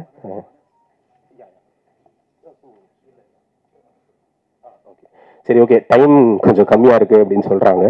But thank you so much. Thank you so much. கண்டிப்பாக சப்போர்ட் பண்ணுங்கள். தேங்க்யூ. காலையிலிருந்து 5-6 நிகழ்ச்சிகளை பேசி ரொம்ப களைப்பாக இருக்கும் கவிதாமை அவர்களுக்கு வணக்கம். பிரசன்ட் மீடியா நண்பர்களுக்கு வணக்கம். ஸோ ரொம்ப குறிப்பாக வந்து உங்களுடைய சப்போர்ட் தான் ஆலன் படத்துக்கு ரொம்ப ரொம்ப தேவை. ஏன்னா நிறைய கதைகளுக்கு மத்தியில் ஒரு வாழ்க்கை பதிவு வந்து ஒரு குறிப்பிட்ட காலத்துக்கு ஒரு முறை தான் நடக்கும் தமிழ் சினிமாவிலேயே. அந்த வகையில் ஆலன் படம் வந்து தமிழ் சினிமாவில் முக்கியமான ஒரு படமாக இருக்கும்.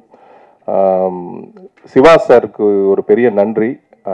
என்னன்னா ஒரு குழந்தை எழுதக்கூடிய கையெழுத்து மாதிரி அவர் அழகான ஒரு மனிதர். என்ன சிங்கப்பூர்லேருந்து வந்த குழந்தை. ஸோ அதனால் வந்து அவ்வளோ ஆசையாக அழகாக அந்த தமிழ் மேலே உள்ள ஆசையில், இந்த சினிமா மேலே உள்ள ஆசையில் வந்து ஒரு அற்புதமான படைப்பை கொடுக்கணும்னு அவர் எடுத்த முயற்சிக்கு நம்ம எல்லாருமே வந்து கண்டிப்பாக அவருக்கு நம்ம நன்றி சொல்லணும். Thank you so much sir. So உங்களுடைய இந்த முயற்சியும் சரி, இந்த படத்தில் எனக்கு நீங்கள் கொடுத்த வாய்ப்பும் சரி, எல்லோருக்கும் கொடுத்த வாய்ப்பும் சரி, எல்லாத்துக்கும் சேர்த்து நான் பெரிய நன்றி சொல்லிக்கிறேன் சார். இந்த படத்தை சரியான முறையில் கொண்டு போய் சேர்க்கறது அது இன்னும் ஒரு முக்கியமான ஒரு கட்டம். அதற்கு தனஞ்சயன் சார் மாதிரி ஒருத்தர் கிடைச்சது வந்து we are so lucky. Thank you sir. எங்களுக்கு இப்போவே வந்து படத்தோட ரிசல்ட் தெரியும் sir. So thank you so much sir. அப்புறம் டி சிவா சார், நான் அசிஸ்டண்ட்டாக அவர்கிட்ட வந்து சம்பளம் வாங்கின ஒரு பையன். அவர் இருக்கிறப்போ அவர் கூடவே நான் அந்த மேடையில் இருக்கிறது எனக்கு ரொம்ப சந்தோஷமாக இருக்குது. அண்ட் இந்த படத்தில் நடித்திருக்கும் அனைவருக்கும் சரி, பேர் தனித்தனியாக சொல்லலை, ஸோ எல்லாருக்குமே ஒரு நன்றியை சொல்லிக்கிறேன். அண்ட் கேபிள் சங்கிள் சார், வெற்றி பிரதர், எனக்கு இந்த மாதிரி கதைகள் வேணும் அப்படிங்கிறத வந்து அவர் மைண்டுக்குள்ளே எப்பயுமே நான் பார்க்கல. அவரோட படங்கள் மூலமாக சரி, அவர் கூட பேசிகிட்டு இருந்த சில நொடிகளும் சரி, கதைக்கு நான் பொருந்தி போகணும், அந்த கதையை எனக்கு ட்ராவல் பண்ணி என்ன கூட்டிகிட்டு போனால் போதும், நான் அந்த கதையை இழுத்துட்டு போகணும்னு அவசியம் இல்லைன்னு நினைக்கிற ஒரு தமிழ் சினிமாவுக்கு ரொம்ப முக்கியமான ஒரு நடிகராக தான் நான் வெற்றி பிரதரை பார்க்குறேன். அவருடைய எல்லா படங்களோட திரைக்கதையும் சரி, கதையும் சரி, அதுக்குள்ளே அவர் ட்ராவல் பண்ணிட்டு போயிட்டே இருக்காரு. அதுதான் நம்ம ஆடியன்ஸுக்கும் கடத்தி கொடுத்துட்டு இருக்காரு. ஸோ தேங்க்யூ ஸோ மச் வெற்றி பிரதர். நிறைய நல்ல படங்கள் கொடுத்துட்டே இருக்கீங்க. உங்கள் கூட நடிக்கலன்னு ஒரு 2-3 படங்கள் மிஸ் பண்ணது வருத்தப்பட்டேன். இந்த படத்திலும் சேர்ந்து நடிக்கலனாலும் உங்களோட படத்தில் இருக்கிறது எனக்கு மகிழ்ச்சி. அண்ட் திரைக்கதை மன்னன் பாக்கியராஜ் சாருக்கு நன்றி சார். சின்ன பையனா வந்து அவரோட படங்களை பார்த்து எதுக்கு என்ன அர்த்தம்னு தெரியாமல் எல்லாரும் சிரிக்கிறப்போ நான் அமைதியாக இருந்து, எனக்கு விவரம் தெரிஞ்சு நான் சிரிக்கிறப்ப எனக்கு பக்கத்தில் இருந்துங்க அமைதியாக இருந்த காலகட்டம் வரைக்கும் அவரை பார்த்து ரசித்து இப்படி ஒரு மாமேதையோட ஒரு மேடையில் நான் இருக்கிறது ரொம்ப ரொம்ப ரொம்ப ரொம்ப சந்தோஷம். அண்ட் எழுத்தாளுமைகள் அதிகமாக இருக்கிற மேடையில் வந்து பேசுறது ரொம்ப பிரச்சனை. ஏன்னா பாதி அறிவு இல்லாமல் நம்ம ஏதாச்சும் பேசுகிறோம், அதுக்கப்புறம் வரவங்க பதில் சொல்லி நம்மளை கொண்டுருவாங்க. மனுஷிபுத்திரன் சார் அவர்களுக்கு பெரிய பெரிய நன்றி. எல்லா எல்லா எழுத்துக்களையுமே எல்லா வார்த்தைகளிலுமே வந்து ஒரு பெரிய உலகத்தை அடைக்க முடியாது வந்து எழுத்துக்களால் மட்டும்தான் முடியும். அது செஞ்சுட்டு இருக்கிற எழுத்துலக மாமேதை மனுஷிபுத்திரன் அவர்களுக்கு நன்றி. என்னுடைய சகோதரர், பாடலாசிரியர், கவிஞர், இந்த நூற்றாண்டின் இணையற்ற கவிஞன் கார்த்திக் நேதா அவர்களுக்கு நன்றி. பேச வச்சிருந்தது ஒரே ஒரு லைன் தான், ஏதாவது அது மட்டும் பேசிட்டு போயிடலாம். எனக்கு இந்த படம் ஏன் என்ன ஸ்பெஷல் அப்படின்னா, நிறைய படம் இன்னும் நான் நடிச்சு இடம் பெற்றுக்கிற படத்தில் அவர் பாட்டு எழுதியிருக்காரு. ஆனால் ஒரே மேடையில் நாங்கள் இருக்கிறது இதுதான் முதல் மேடை, அதனால எனக்கு ஆல் அண்ட் ஸ்பெஷல் அப்படின்னு சொல்றதுக்கு ப்ரிப்பேர் பண்ணிட்டு வந்தேன். அவர் வந்து சொல்லிட்டு போயிட்டாரு. So thank you so much, love you Karthik. Karthik Prasanna அவர், நான் விவேக் பிரசன்னா, அவர் கார்த்திக் பிரசன்னா. ஸோ அது அந்த பேரையும் நம்ம வந்து பதிவு பண்ணிடலாம் அந்த இடத்துல. ஆனால் கார்த்திக் நேதா தான் அவருக்கு வந்து என்றைக்குமே பெரிய ஒரு அங்கீகாரமாக இருக்கும். இரு காலின் இடையிலே உரசும் பூனையாய் வாழ்க்கை போதும் அடடா. இந்த ஒரு வாழ்க்கை, இந்த ஒரு வரி எழுதுறதுக்காகவே நூற்றாண்டுகள் கடந்தும் நீ வாழ்ந்து கொண்டே இருப்பாய். Thank you so much. And Manoj brother, இப்போதான் பேசிட்டு இருந்தேன், பேசவே தெரியுதுன்னு எக்கச்சக்கமாக பேசிட்டு போயிட்டாரு. நல்லா பாடுவார், அருமையா இருந்தது. ஏன்னா இதுக்கு முன்னே ஒரு படத்துல வந்து அவர் சொன்னார் இல்லையா, இன்னொரு படம் நான் அதுதான் ஃபர்ஸ்ட் கமிட் பண்ணேன், அந்த படம் தான் ரிலீஸ் ஆக வேண்டியதுன்னு. அந்த படத்தில் நான் நடிச்சிட்டு இருக்கிறப்ப நாங்கள் ஒரு பாட்டுக்கு டான்ஸ் ஆடிட்டே இருக்கோம். லிரிக் நல்லா இருக்கே, அது கார்த்திக் நேதா எழுதுனது, என்னோட அண்ணா எழுதுனது எனக்கு தெரியாது. சாங் முடிச்சுட்டு போய் கேட்டோம். சார் என்ன சார் நல்லா இருக்கு, லிரிக் சூப்பராக இருக்கு சார், உங்கள் அண்ணா எழுதின பாட்டு தான் அப்படின்னாங்க. இந்த மாதிரி நிறைய மிராக்கள் நடந்திருக்கு. And Kasi Viswanathan sir and GV படத்தின் இயக்குனர் அவர்களுக்கும் எல்லாருக்கும், இங்கே யாராச்சும் மிஸ் பண்ணிட்டு என்னை மன்னிச்சிடுங்க. அண்ட் டிஓபி சார் ரொம்ப பொறுமையாக அழகாக சிரிச்சுட்டே இருப்பார். இவ்வளோ ட்ராவல் பண்ணி ஒரு படத்தை முடிக்கிறதுங்கிறது ரொம்ப ரொம்ப கஷ்டம். ஸோ அதுக்கு சிவா சாருக்கு வந்து இவருக்கு உறுதுணையாக இருந்தது, ரொம்ப நன்றி. அண்ட் எல்லாருக்கும், இந்த படத்தில் எனக்கு வாய்ப்பு கொடுத்த அனைவருக்கும் இறைவனுக்கும் நன்றி. ஓம் நம சிவாய். ஒரு குட்டி ரோல் நடிச்சிருக்கிறேன். முக்கியமான விஷயம், இந்த படம் வந்து ரோலில் நடித்தாலும் நடிக்காட்டாலும் வந்து இந்த சிவா படம் வந்து நம்ம நண்பர், எனக்கு இனிய நண்பர் அவர். இந்த கதை எழுதுறதுக்கப்புறம் ஃபஸ்ட்டு டிராஃப்ட் நான் தான் படித்தேன். நான் படித்து அதில் அப்புறம் கரெக்ஷன்லாம் சொல்லி அதுக்கப்புறம் திருப்பி அவர் அதை வந்து திருப்பி ஒரு ஒர்க் பண்ணி ஒரு பெரிய வேலை பண்ணியிருக்காரு. உண்மையாக இந்த படம் வந்து ரெகுலராக நீங்கள் பார்க்குற, நம்ம இத்தனை நாளாக நிறைய பார்த்துட்ருக்க படங்களில் வந்து ஒரு சாஃப்டாக ஒரு ட்ராவலோட ஒரு மெச்சூர்டான ஒரு படம் பார்க்கணுன்னு ஆசைப்படுறவங்களுக்கு கண்டிப்பாக இந்த படம் வந்து ரொம்ப கரெக்டாக இருக்கும், ரொம்ப அருமையாக இருக்கும். அதே போல் வந்து வெற்றிக்கு எப்படி இருந்தாலும் சரி, படம் ரெடியானவொன்னே திடீர்னு சொன்னார் வெற்றி தான் நடிக்கிறேன்னாப்புல. அவருக்கு மட்டும் அவர் வெற்றி வந்து என்கிட்ட வந்து ஒரு வாட்டி ஃபோன் பண்ணி பேசிட்டு இருக்கும்போது சொன்னார், இந்த மாதிரி ஒரு படம் நடிக்கிறேன், வித்தியாசமாக இருக்கும், ஒரு லவ் ஸ்டோரி மாதிரி இருக்கும், ஆனால் நல்லாயிருக்கும் அப்படின்னாரு அவர். கடைசியில் அந்த படத்துக்கு தான் இந்த படம் தெரிய வந்துச்சு. ஸோ இந்த படமே வந்து நான் அவர்கிட்ட சொல்லிகிட்டே இருப்பேன், இந்த கதை எழுதும்போது யார் நடிக்க போகிறாங்க என்ன போகிறாங்கன்னு கேட்கும்போது சொன்னேன், நீங்கள் எழுதுங்க சார், எழுதி முடிச்சதுக்கப்புறம் அதுவே அவங்கள எல்லாரையும் கூட்டு வந்து உட்கார வச்சுக்கும், அது மாதிரி தான் அது சினிமா அமையும். உங்கள் படத்துக்கு யாரெல்லாம் வரணுமோ வருவாங்கன்னாங்க. அதே போல் கடைசியில் வந்து படம்லாம் முடிஞ்சு வரும்போது தனஞ்சய் சார் வந்து அந்த படத்தை வந்து கரெக்டாக கொண்டு வரதுக்கான வேலைகளை கரெக்டாக பண்ணிட்டாங்க. இந்த டீமே எனக்கு நல்ல ஃப்ரெண்ட்ஸ் எல்லாருமே. இப்போ வந்து விவேக் வசனாகட்டும், வெற்றியாகட்டும், நல்ல நண்பர் எனக்கு, நமக்கு கேமராமேன் வந்து ஒரு நண்பர், காசி விஸ்வநாதன் நண்பர், இப்படி எல்லாருமே நண்பர்கள் சேர்ந்துருக்கிறதுல நான் வந்து ஒரு சின்ன கேமியா கேரக்டர் நடிச்சிருக்கேன். நானும் மனுஷபுத்திரனும் ஞானசம்பந்தன் சாரும் ஒரு பயங்கரமான கேரக்டர் நடிச்சிருக்கோம். படம் வரும்போது எல்லோரும் விசில் அடித்து ஆதரவு தெரியுங்க. ஏன்னா அந்த மாதிரி ஒரு கேரக்டர் இது வரைக்கும் யாரும் பண்ணதில்லை நாங்கள், என்ன சார். அதனால் வந்து உங்களோட ஆதரவு நிச்சயம் தேவை. நிச்சயமாக ஒரு ஃபீல் குட் படமாக, ஒரு மெச்சூர் கண்டென்ட்டாக, இது ஒரு பெரிய டைரக்டர் எடுக்க வேண்டிய படம் அது. உண்மையாகவே அந்த மெச்சூரிட்டியோட அந்த கான்ஃபிடென்ட்டோட அந்த படத்தை இருக்கான்றது வந்து நான் வாழ்த்துறேன். ஸோ அடுத்தடுத்து வந்து ஒரு சொன்னார் சார் வந்து சொன்னார், இது ஒரு பெரிய பட்ஜெட்டில் ஒரு படம் எடுக்கணும்னு. அந்த ஸ்கிரிப்டை நான் படிச்சிட்டேன், ஒரு பெரிய ஸ்கிரிப்ட் வச்சுருக்காரு. அதனால் கண்டிப்பாக இந்த படம் வெற்றி அடைஞ்சோன்னு அந்த படம் ஆரம்பிப்பார் கண்டிப்பாக. அது ஒரு பெரிய சோஷியல் கருத்தோடு வச்சுருக்கு. ஸோ அடுத்தடுத்த படங்களும் பெரிய படங்களாக பண்ணி வெற்றி பெற வாழ்த்துக்கிறேன் சார். நன்றி, வணக்கம். எல்லாருக்கும் வணக்கம். நான் இங்கே இருக்க முக்கியமான காரணமான ஒருத்தர் வந்து வெற்றி. ஸோ அவருக்கு என்னோட முதல் நன்றி. ஸோ ஒரு 2 days முன்னாடி எனக்கு தனஞ்சயன் சார் கால் பண்ணியிருந்தார். ஆக்சுவலாக எனக்கு தனஞ்சயன் சாரை வந்து ஒரு 12 years-ஆக 2012 எனக்கு தெரியும். ஆனால் சாருக்கு வந்து என்ன 2019 படம் ஜிவி படம் ரிலீஸ் ஆன பிறகு தான் அவருக்கு என்ன தெரியும். நான் அசிஸ்டன்ட் டைரக்டராக இருக்கும்போது சார் வந்து அப்போ ப்ரொடியூசர், ஒரு ப்ரொடக்ஷனோட ஹெட்டு. ஸோ அப்போ நான் ஆஃபீஸ்க்கு போயிட்டு நான் ஒர்க் பண்ண படத்தோட பவுன் ஸ்கிரிப்ட் இல்லை அவர் வீட்டில் போய் கொடுத்துருக்கேன். அப்போல்லாம் நான் பேசியிருக்கேன். ஆனால் அவருக்கு நான் யாருன்னெலாம் தெரியாது. இது ஒரு அசிஸ்டன்ட் டைரக்டர் வரேன் அப்படின்ற மாதிரி தான் தெரியும். ஸோ கிட்டத்தட்ட இத்தனை வருஷத்தில் எனக்கு ஃபஸ்ட் டைம் ஒரு 3 டேஸ்க்கு முன்னாடி எனக்கு சார் கால் பண்ணார். பார்த்த உடனே எனக்கு ஒரு மாதிரி ஷாக்கிங்காக இருந்தது. என்னடா சார் கால் பண்ணுறாரு அப்படின்னு சொல்லிட்டு சரின்னு சொல்லிட்டு அட்டன் பண்ணால் சார் வந்து இந்த மாதிரி ஆலன் படத்தோட ஆடியோ லான்ச் இருக்குது, அதுக்கு நீங்கள் கண்டிப்பாக வரணும்னாரு. எனக்கு ஒன்றுமே புரியல. நான் பதிலே நான் கொஞ்சம் இதுவாக தான் சொன்னேன். சார் சரிங்க சார் கண்டிப்பாக வந்துடுறேன் அப்படின்னு சொல்லிட்டு கட் பண்ண உடனே எனக்கு வாட்ஸ்அப்பில் மெசேஜ் வந்து மெசேஜ் பார்த்தா சார் வந்து அந்த படத்தோட போஸ்டர் இந்த இமேஜ் அனுப்பியிருந்தார். அதை பார்க்கும்போது தான் தெரிஞ்சது சார் வந்து இந்த டிஸ்ட்ரிபியூஷன் இந்த இது பார்ட்டில் இருக்கார் அப்படின்னு சொல்லிட்டு. ஸோ சார் வந்து அது ஒரு 300 கோடி ரூபாய் ஒரு ஹை பட்ஜெட் மூவியாக இருந்தாலும் ஒரு மீடியம் பட்ஜெட் மூவியாக இருந்தாலும் அது சாரே இறங்கி வேலை பார்க்குறது நான் அப்போ தான் பார்த்தேன். அதுக்கு எனக்கு கொஞ்சம் ஆச்சரியமாகவும் கொஞ்சம் பிரமிப்பாகவும் இருந்தது சார். So thank you. படம் சரியான இடத்துல போய் சேர்ந்துருக்குன்னு நான் அப்போ தெரிஞ்சுக்கிட்டேன்.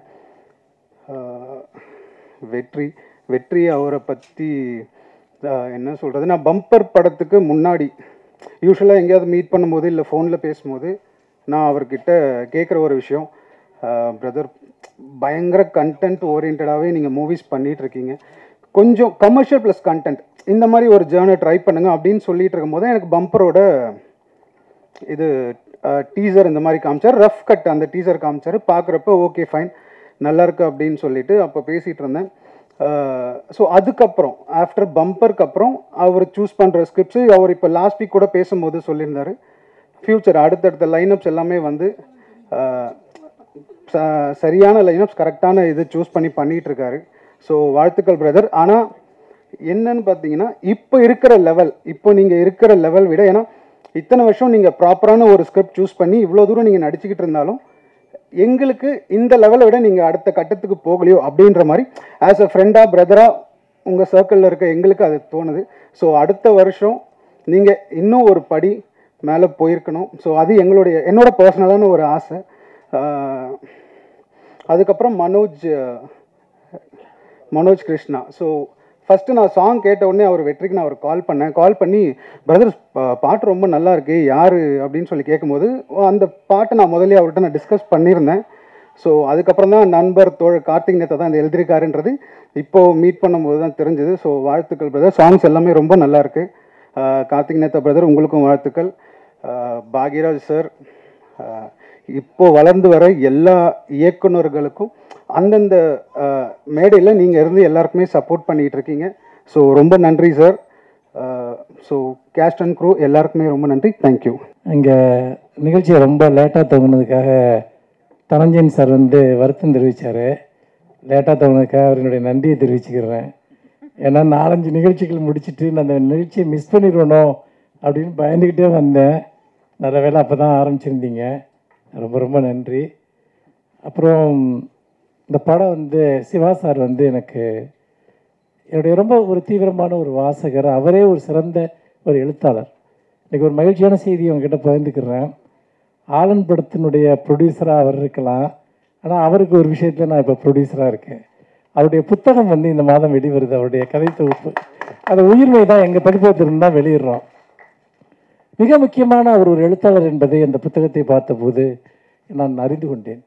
அவ்வளவு நேர்த்தியான ஒரு எழுத்து, நகைச்சுவை, அதே போல் ஒரு கூர்மையான ஒரு சமூக பார்வை, எல்லாவற்றிலுமாக அவருடைய அந்த சிறுகதை தொகுப்பு இப்போது தயாராகி கொண்டிருக்கிறது.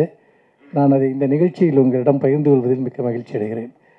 அதே போல் அவருடைய சினிமா பற்றிய அவருடைய கனவு, அதாவது அவர் தனக்குள்ளே இருக்கக்கூடிய அந்த ஒரு எழுத்தாளனைத்தான் இந்த படத்துலையும் ஒரு கதாபாத்திரமாக மாற்றிருக்கார் அப்படின்னு எனக்கு தோணுது.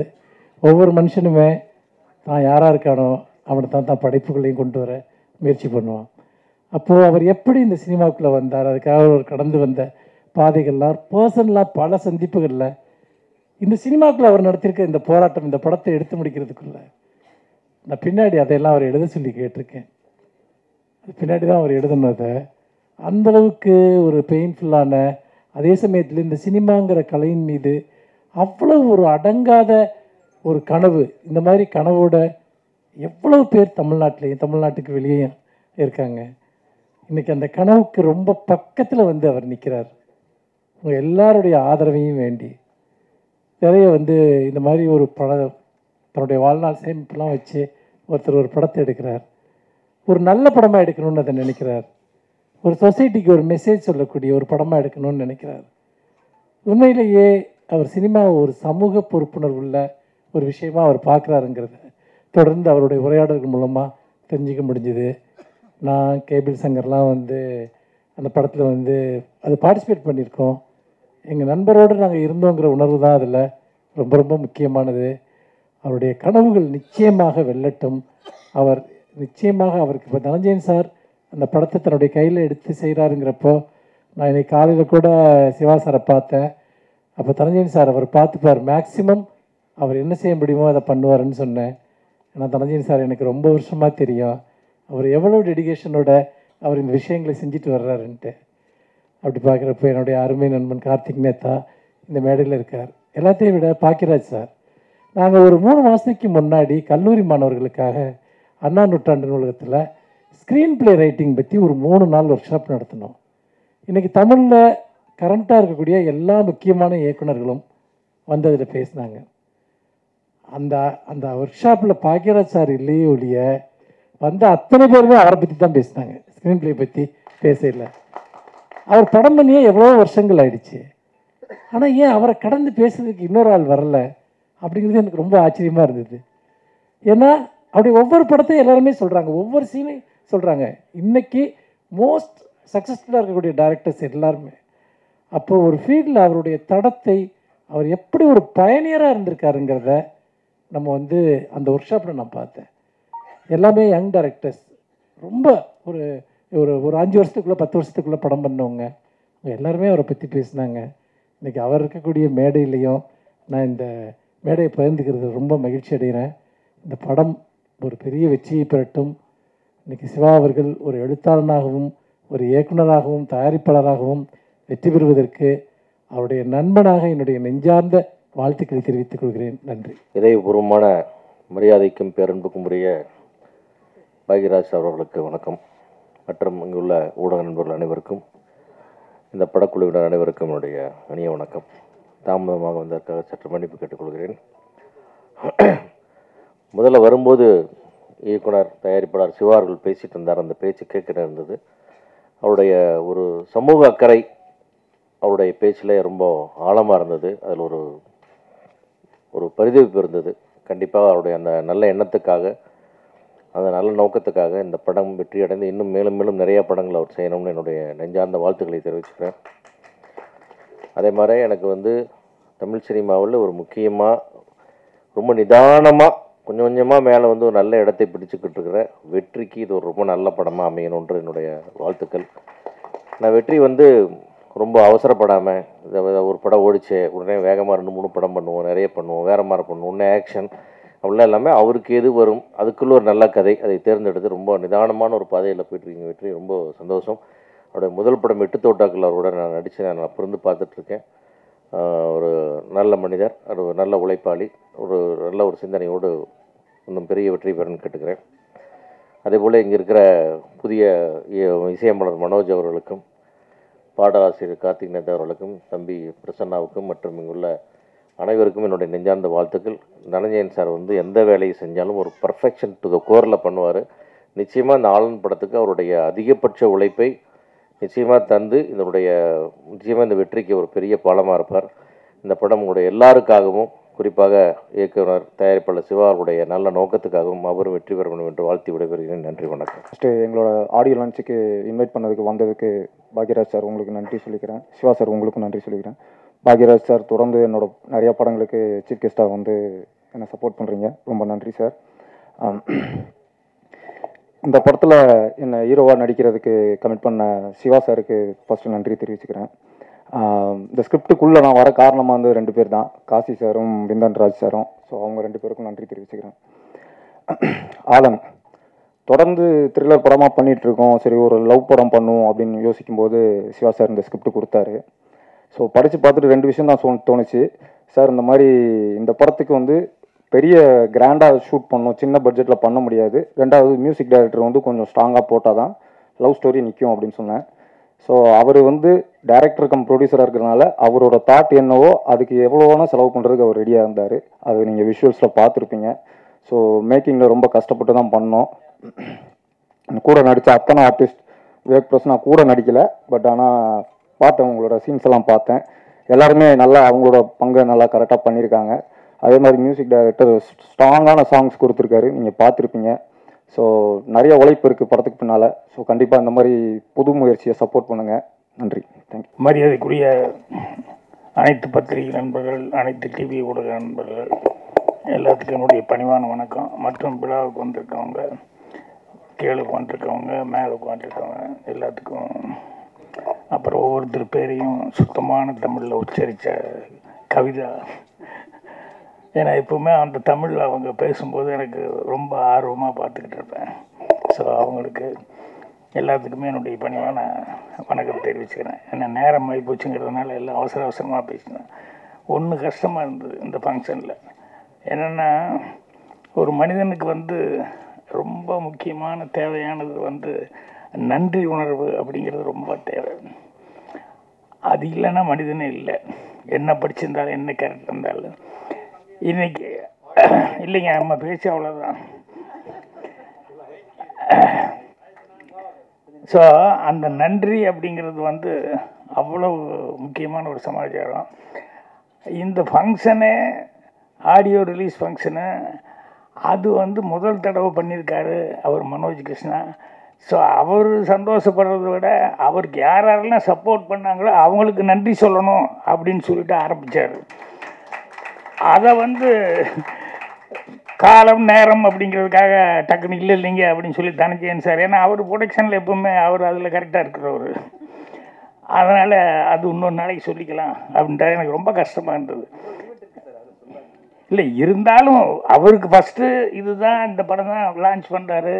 ஸோ அதில் வந்து பாட்டுக்காக எல்லாம் உதவி பண்ணவங்க, மியூசிக்கில் உதவி பண்ணவங்க, அவங்க பேரெல்லாம் சொல்லணும்னு நினைக்கும் போது அது தடப்பட்டதுங்கிறது கொஞ்சம் கஷ்டமாகுது. உங்கள் சார்பாக என்னுடைய மனமார்ந்த நன்றிகளை வந்து அவங்களுக்கு நான் தெரிவிச்சுக்கிறேன். ஏன்னா உங்களுக்கு அவ்வளோ சப்போர்ட் பண்ணியிருந்தாங்க, இல்லைன்னா உங்கள் மனசுக்குள்ளே அது இருக்காது. அதே மாதிரி இந்த படத்தில் வந்து அந்த ஓம் நமச்சிவாயன்னா உடனே ஆன்மீகமாக தான் அது தோணும், அந்த பாட்டு போடலாம் அப்படின்னா. அதை ஒரு கமர்ஷியல் ரிதமாக ரொம்ப அழகாக வந்து அந்த ஓம் நமச்சிவாயாங்கிறது வந்து அவ்வளோ ரிதமிக்காக வந்து அந்த பாட்டை பண்ணியிருந்தார். ஸோ அதே அந்த அளவுக்கு ரிதமிக் அப்படிங்கும்போது அப்போ மீதி பாட்டெல்லாம் அவர் எப்படி பண்ணியிருப்பாருன்னு சொல்லணுங்கிறது இல்லை. ஸோ நானும் நேரம் கருதி அவரை வந்து அவருடைய இதை மட்டும் நான் பாராட்டுறேன். மற்றபடி மறுபடியும் பாட்டு இதெல்லாம் பார்த்துட்டு அதுக்கப்புறம் சொன்னேன். அடுத்தபடியாக நான் மறுபடியும் நன்றி சொல்ல விரும்புகிறது நம்ம தனஞ்சயன் அவர்களுக்கு. என்னென்னா, இந்த சின்ன தயாரிப்பாளர்கள், சின்ன படம் இதெல்லாம் தைரியமாக வந்து எடுத்து அதை எப்படியாவது கொண்டு வரணும்னு அவர் முயற்சி பண்ணுறாரு பாருங்க, அது hats off to him. So அது நிறையா படங்களில் புதுசு புதுசாக வர்ற படங்கள் எல்லாத்துலேயுமே நான் அங்கங்கே அப்பப்போ அந்த ஃபங்க்ஷன் எல்லாம் பார்த்துட்ருக்குறேன். அவர் எதாக இருந்தாலும் பரவாயில்ல, அந்த புதுசாக கஷ்டப்பட்டு எடுக்கிறாங்க, அது எப்படியாவது வெளியே கொண்டு வர்றதுக்கு நம்மளால் நம்ம முயற்சி செய்வோம் அப்படிங்கிற மாதிரி இந்த படத்துக்கும் வந்து சிவா அவர்கள் கேட்ட உடனேயுமே ஒத்துக்கிட்டு இவ்வளோ சிறப்பாக வந்து அதை செய்கிறாரு. அவருக்கு என்னுடைய மனமார்ந்த நன்றி. அப்புறம் வந்து வெற்றி அவர்களுக்கு நன்றி சொல்லணும். என்னென்னா, அவர் வந்து கோபிநாத் கூட சொன்னார், வேறு லெவலுக்கு நீங்கள் வேறு மாதிரி கமர்ஷியலாக அப்படியெல்லாம் நீங்கள் கொஞ்சம் போகணும் அப்படின்ட்டு. அது அவருடைய நண்பராக அவருடைய ஆசை, அதெல்லாம் கரெக்டு தான், இல்லைன்னு சொல்ல அதை நான் ஆமோதிக்கிறேன். ஆனால் இப்போ செஞ்சுட்டு இருக்கிறது விட்டுறாதீங்க தயவுசெய்து. ஏன்னா வெற்றி அப்படின்னு சொன்னாலே அவர் கண்டிப்பாக கரெக்டாக சூஸ் பண்ணி தான் பண்ணிகிட்ருக்காரு அப்படிங்கிற மாதிரி எனக்கே அந்த ஃபீலிங் இருக்குதுங்கும் போது நிச்சயமாக ஆடியன்ஸுக்கிட்டேயும் அந்த இது இருக்கும். இவர் எப்பவுமே எல்லா படமும் மாமூலாக ஒத்துக்கிட்டு பண்ணுறது இல்லை, ஏதோ அதில் வித்தியாசமாக ஏதாவது சம்திங் இருந்தால் தான் அவர் பண்ணுறாரு அப்படின்னு சொல்லிட்டு. ஸோ அதனால் அது அந்த ட்ராக்கை மிஸ் பண்ணாமல் நீங்கள் கமர்ஷியலாக வேறு என்ன வேணால் பண்ணுங்கள். அதுக்காக இதெல்லாம் கமர்ஷியல் இல்லைன்னு இல்லை, இதுவும் லவ் ஸ்டோரி தான். லவ் ஸ்டோரிலையும் கமர்ஷியலாக எத்தனையோ படங்கள் ஹிட்டாக இருக்குது. ஸோ அதனால் இதையே தொடரணும் அப்படின்னு சொல்லி அவருக்கு நன்றி சொல்லிக்கிறேன். அதுக்கப்புறம் வந்து மனுஷபுத்திரன், அதாவது இன்னைக்கோட அவர் இந்த பிரிவு அப்படிங்கிறத பற்றி ஒரு 3 பேஜ், நான் ஒரு 2 பேஜ் படிக்கிறதுக்குள்ளே ஷூட்டிங்கு அது இதுன்னு சொல்லி கதவை திட்டாங்க. பாத்ரூமில் தான் படிச்சுக்கிட்டு இருப்பேன். டைம் ஆகி போச்சு, என்ன இன்னும் படிச்சுக்கிட்டே இருக்கிறீங்கன்னா அப்படியே பேலன்ஸ் எப்படி வச்சுட்டு வந்திருக்கேன், மறுபடியும் படிக்கிறோன்னு. இந்த பிரிவுங்கிறது சாக்லேட் உரையை வந்து பிரித்து சாக்லேட்லேருந்து பிரிக்கிறதல்ல பிரிவு அப்படிங்கிற மாதிரி ரொம்ப அழகாக அது தொகுப்பு தான் அவர் பண்ணியிருந்தார். அந்த தொகுப்பே அவ்வளோ சிறப்பாக அவர் பண்ணியிருந்தார். சில பேர்லாம் தமிழில் வந்து இதை வந்து உண்மையிலேயே அவங்க வந்து ஒரு என்ன சொல்கிறது, அவங்களுடைய தமிழில் அவங்களுக்கு இருக்கிற புலமை அதெல்லாம் வந்து அடுத்தவங்களுக்கு ஒரு சர்வீஸ் மாதிரி அவர் பண்ணிகிட்ருக்காரு. அவருக்கு என்னுடைய மனமார்ந்த நன்றி தெரிவிச்சுக்கிறேன். அதே மாதிரி அன்றைக்கி அவருடைய ஃபங்க்ஷனில் வந்து அவர் சொன்னார், நிறைய யங்ஸ்டர் டைரக்டர்ஸ் எல்லாம் வந்து என்னை பற்றி பேசினாங்கன்னு. ரொம்ப சந்தோஷமாக இருக்குது, பெருமையாக இருக்குது. அது அந்த பெருமையெல்லாம் எங்கள் டைரக்டர் குருநாதர் அவருக்கு தான் போய் சேரும். ஏன்னா அவர் இல்லைன்னா நான் இல்லை. ஸோ அவருக்கு என்னுடைய மனமார்ந்த நன்றி தெரிவிச்சுக்கிறேன். அப்புறம் இந்த விழாவில் வந்து ஒருத்தர் நான் கவனித்தேன், அவர் பேசுனது கடைசி வரைக்கும் புரியல, ஆனால் ரொம்ப பிடிச்சிருந்தது. பாடலாசிரியர் அவர் முதல்ல நான் எழுதுனது அப்படின்னு சொன்னார். அது சுத்தமாக எனக்கு என்னன்னே புரியல. அந்த வார்த்தைகள்லாம் புதுசு புதுசாக இருந்தது. அப்புறம் 10 வருஷம் கழித்து எழுதினார், அது அதே மாதிரி தான் இருந்தது. அந்த 10 வருஷத்தில் அவர் சொன்னார் நான் நிறையா சேஞ்ச் ஆகிட்டேன் அப்படின்ட்டு. ஆனால் கடைசியில் ஒன்று சொன்னார், அந்த கவிதை அது ரொம்ப சிறப்பாக இருந்தது. அவர்கிட்ட ரொம்ப பேசணும், அவர் இத்தனை நாளாக நான் பார்க்கல, பேசுறதுக்கான வாய்ப்பு கிடைக்கல. அவர் விவேக் பிரசன்னா பிரதர் அப்படிங்கிறத வந்து இங்கே சொன்னாங்க. அவர் கூட இருந்ததுனால அவர் தம்பி நல்லா தான் பேசுகிறாரு, நல்லா சிறப்பான முறையில் பேசினார். அடுத்தபடியாக மெயினாக இந்த ஃபங்க்ஷனில் நன்றி அப்படின்னு சொல்ல வேண்டியது வந்து தயாரிப்பாளரும் டைரக்டருமான சிவா அவர்களுக்கு தான் நன்றி சொல்லணும். என்னென்னா இன்றைக்கி ஒன்று சினிமாவுக்கு வர்றதுல 2 விதம் தான் இது வரைக்கும் நான் நினச்சிட்டு இருந்தது. ஒன்று வந்து என்னென்னா பேரும் புகழ் அப்படிங்கிறது, அது ஒன்று நினச்சிட்டு வருவாங்க. லைம்லைட்டில் வரணும், அப்படி இருக்கணும், இப்படி இவங்க மாற அவங்க மாற அப்படின்னு சொல்லி. இல்லைன்னா அதில் பாரு எப்படி சம்பாதிச்சு இப்படி இருக்கிறாங்க பாரு அப்படின்னு சொல்லிட்டு அதே மாதிரி ஏர்ன் பண்ணணும் அப்படின்னு சொல்லி இந்த சம்பாத்தியம் பெயர் புகழ் இந்த 2 தான் மெயினாக வந்து இருக்கிறதா இது வரைக்கும் நினச்சிருந்தேன். நான் கூட பேர் புகழ் தான் நினச்சிட்டு வந்தேன், சம்பாத்தியமெல்லாம் அப்புறம்.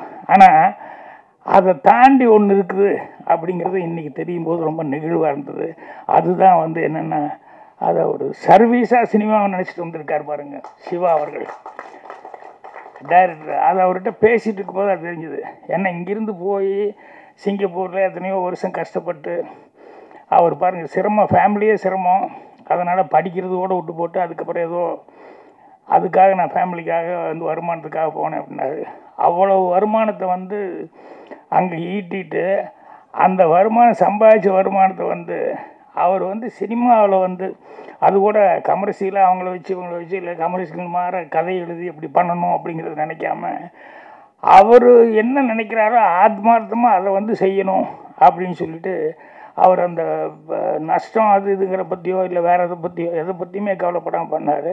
அதுலேயும் அவர் எடுத்துக்கிட்டது வந்து ஒரு விஷயம் வந்து சொல்லும்போது அவர்கிட்ட பேசும்போது நிறைய விஷயங்கள் சொல்லிட்டு இருந்தார்.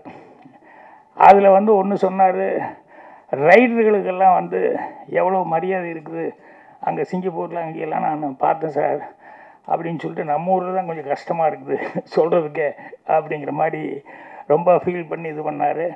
அதனுடைய ஆதங்கமாக என்னவோ தெரியல, இந்த படத்தினுடைய ஹீரோ வெற்றி வந்து ஒரு ரைட்டர் ஆகணும் அப்படிங்கிறது சின்ன வயசுலேருந்தே அவருக்கு ஒரு ஃபீலிங்காக இருக்குது அப்படிங்கிறது அந்த சீன்ஸ் எல்லாம் வரும்போது அதில் தெரிஞ்சுது. உண்மையிலேயே இங்கே ரைட்டர் அப்படிங்கிறதுக்கு வந்து முன்னாடி எல்லாம் வந்து அந்த கதை இலாக்கா அப்படிங்கிறது இருந்தது.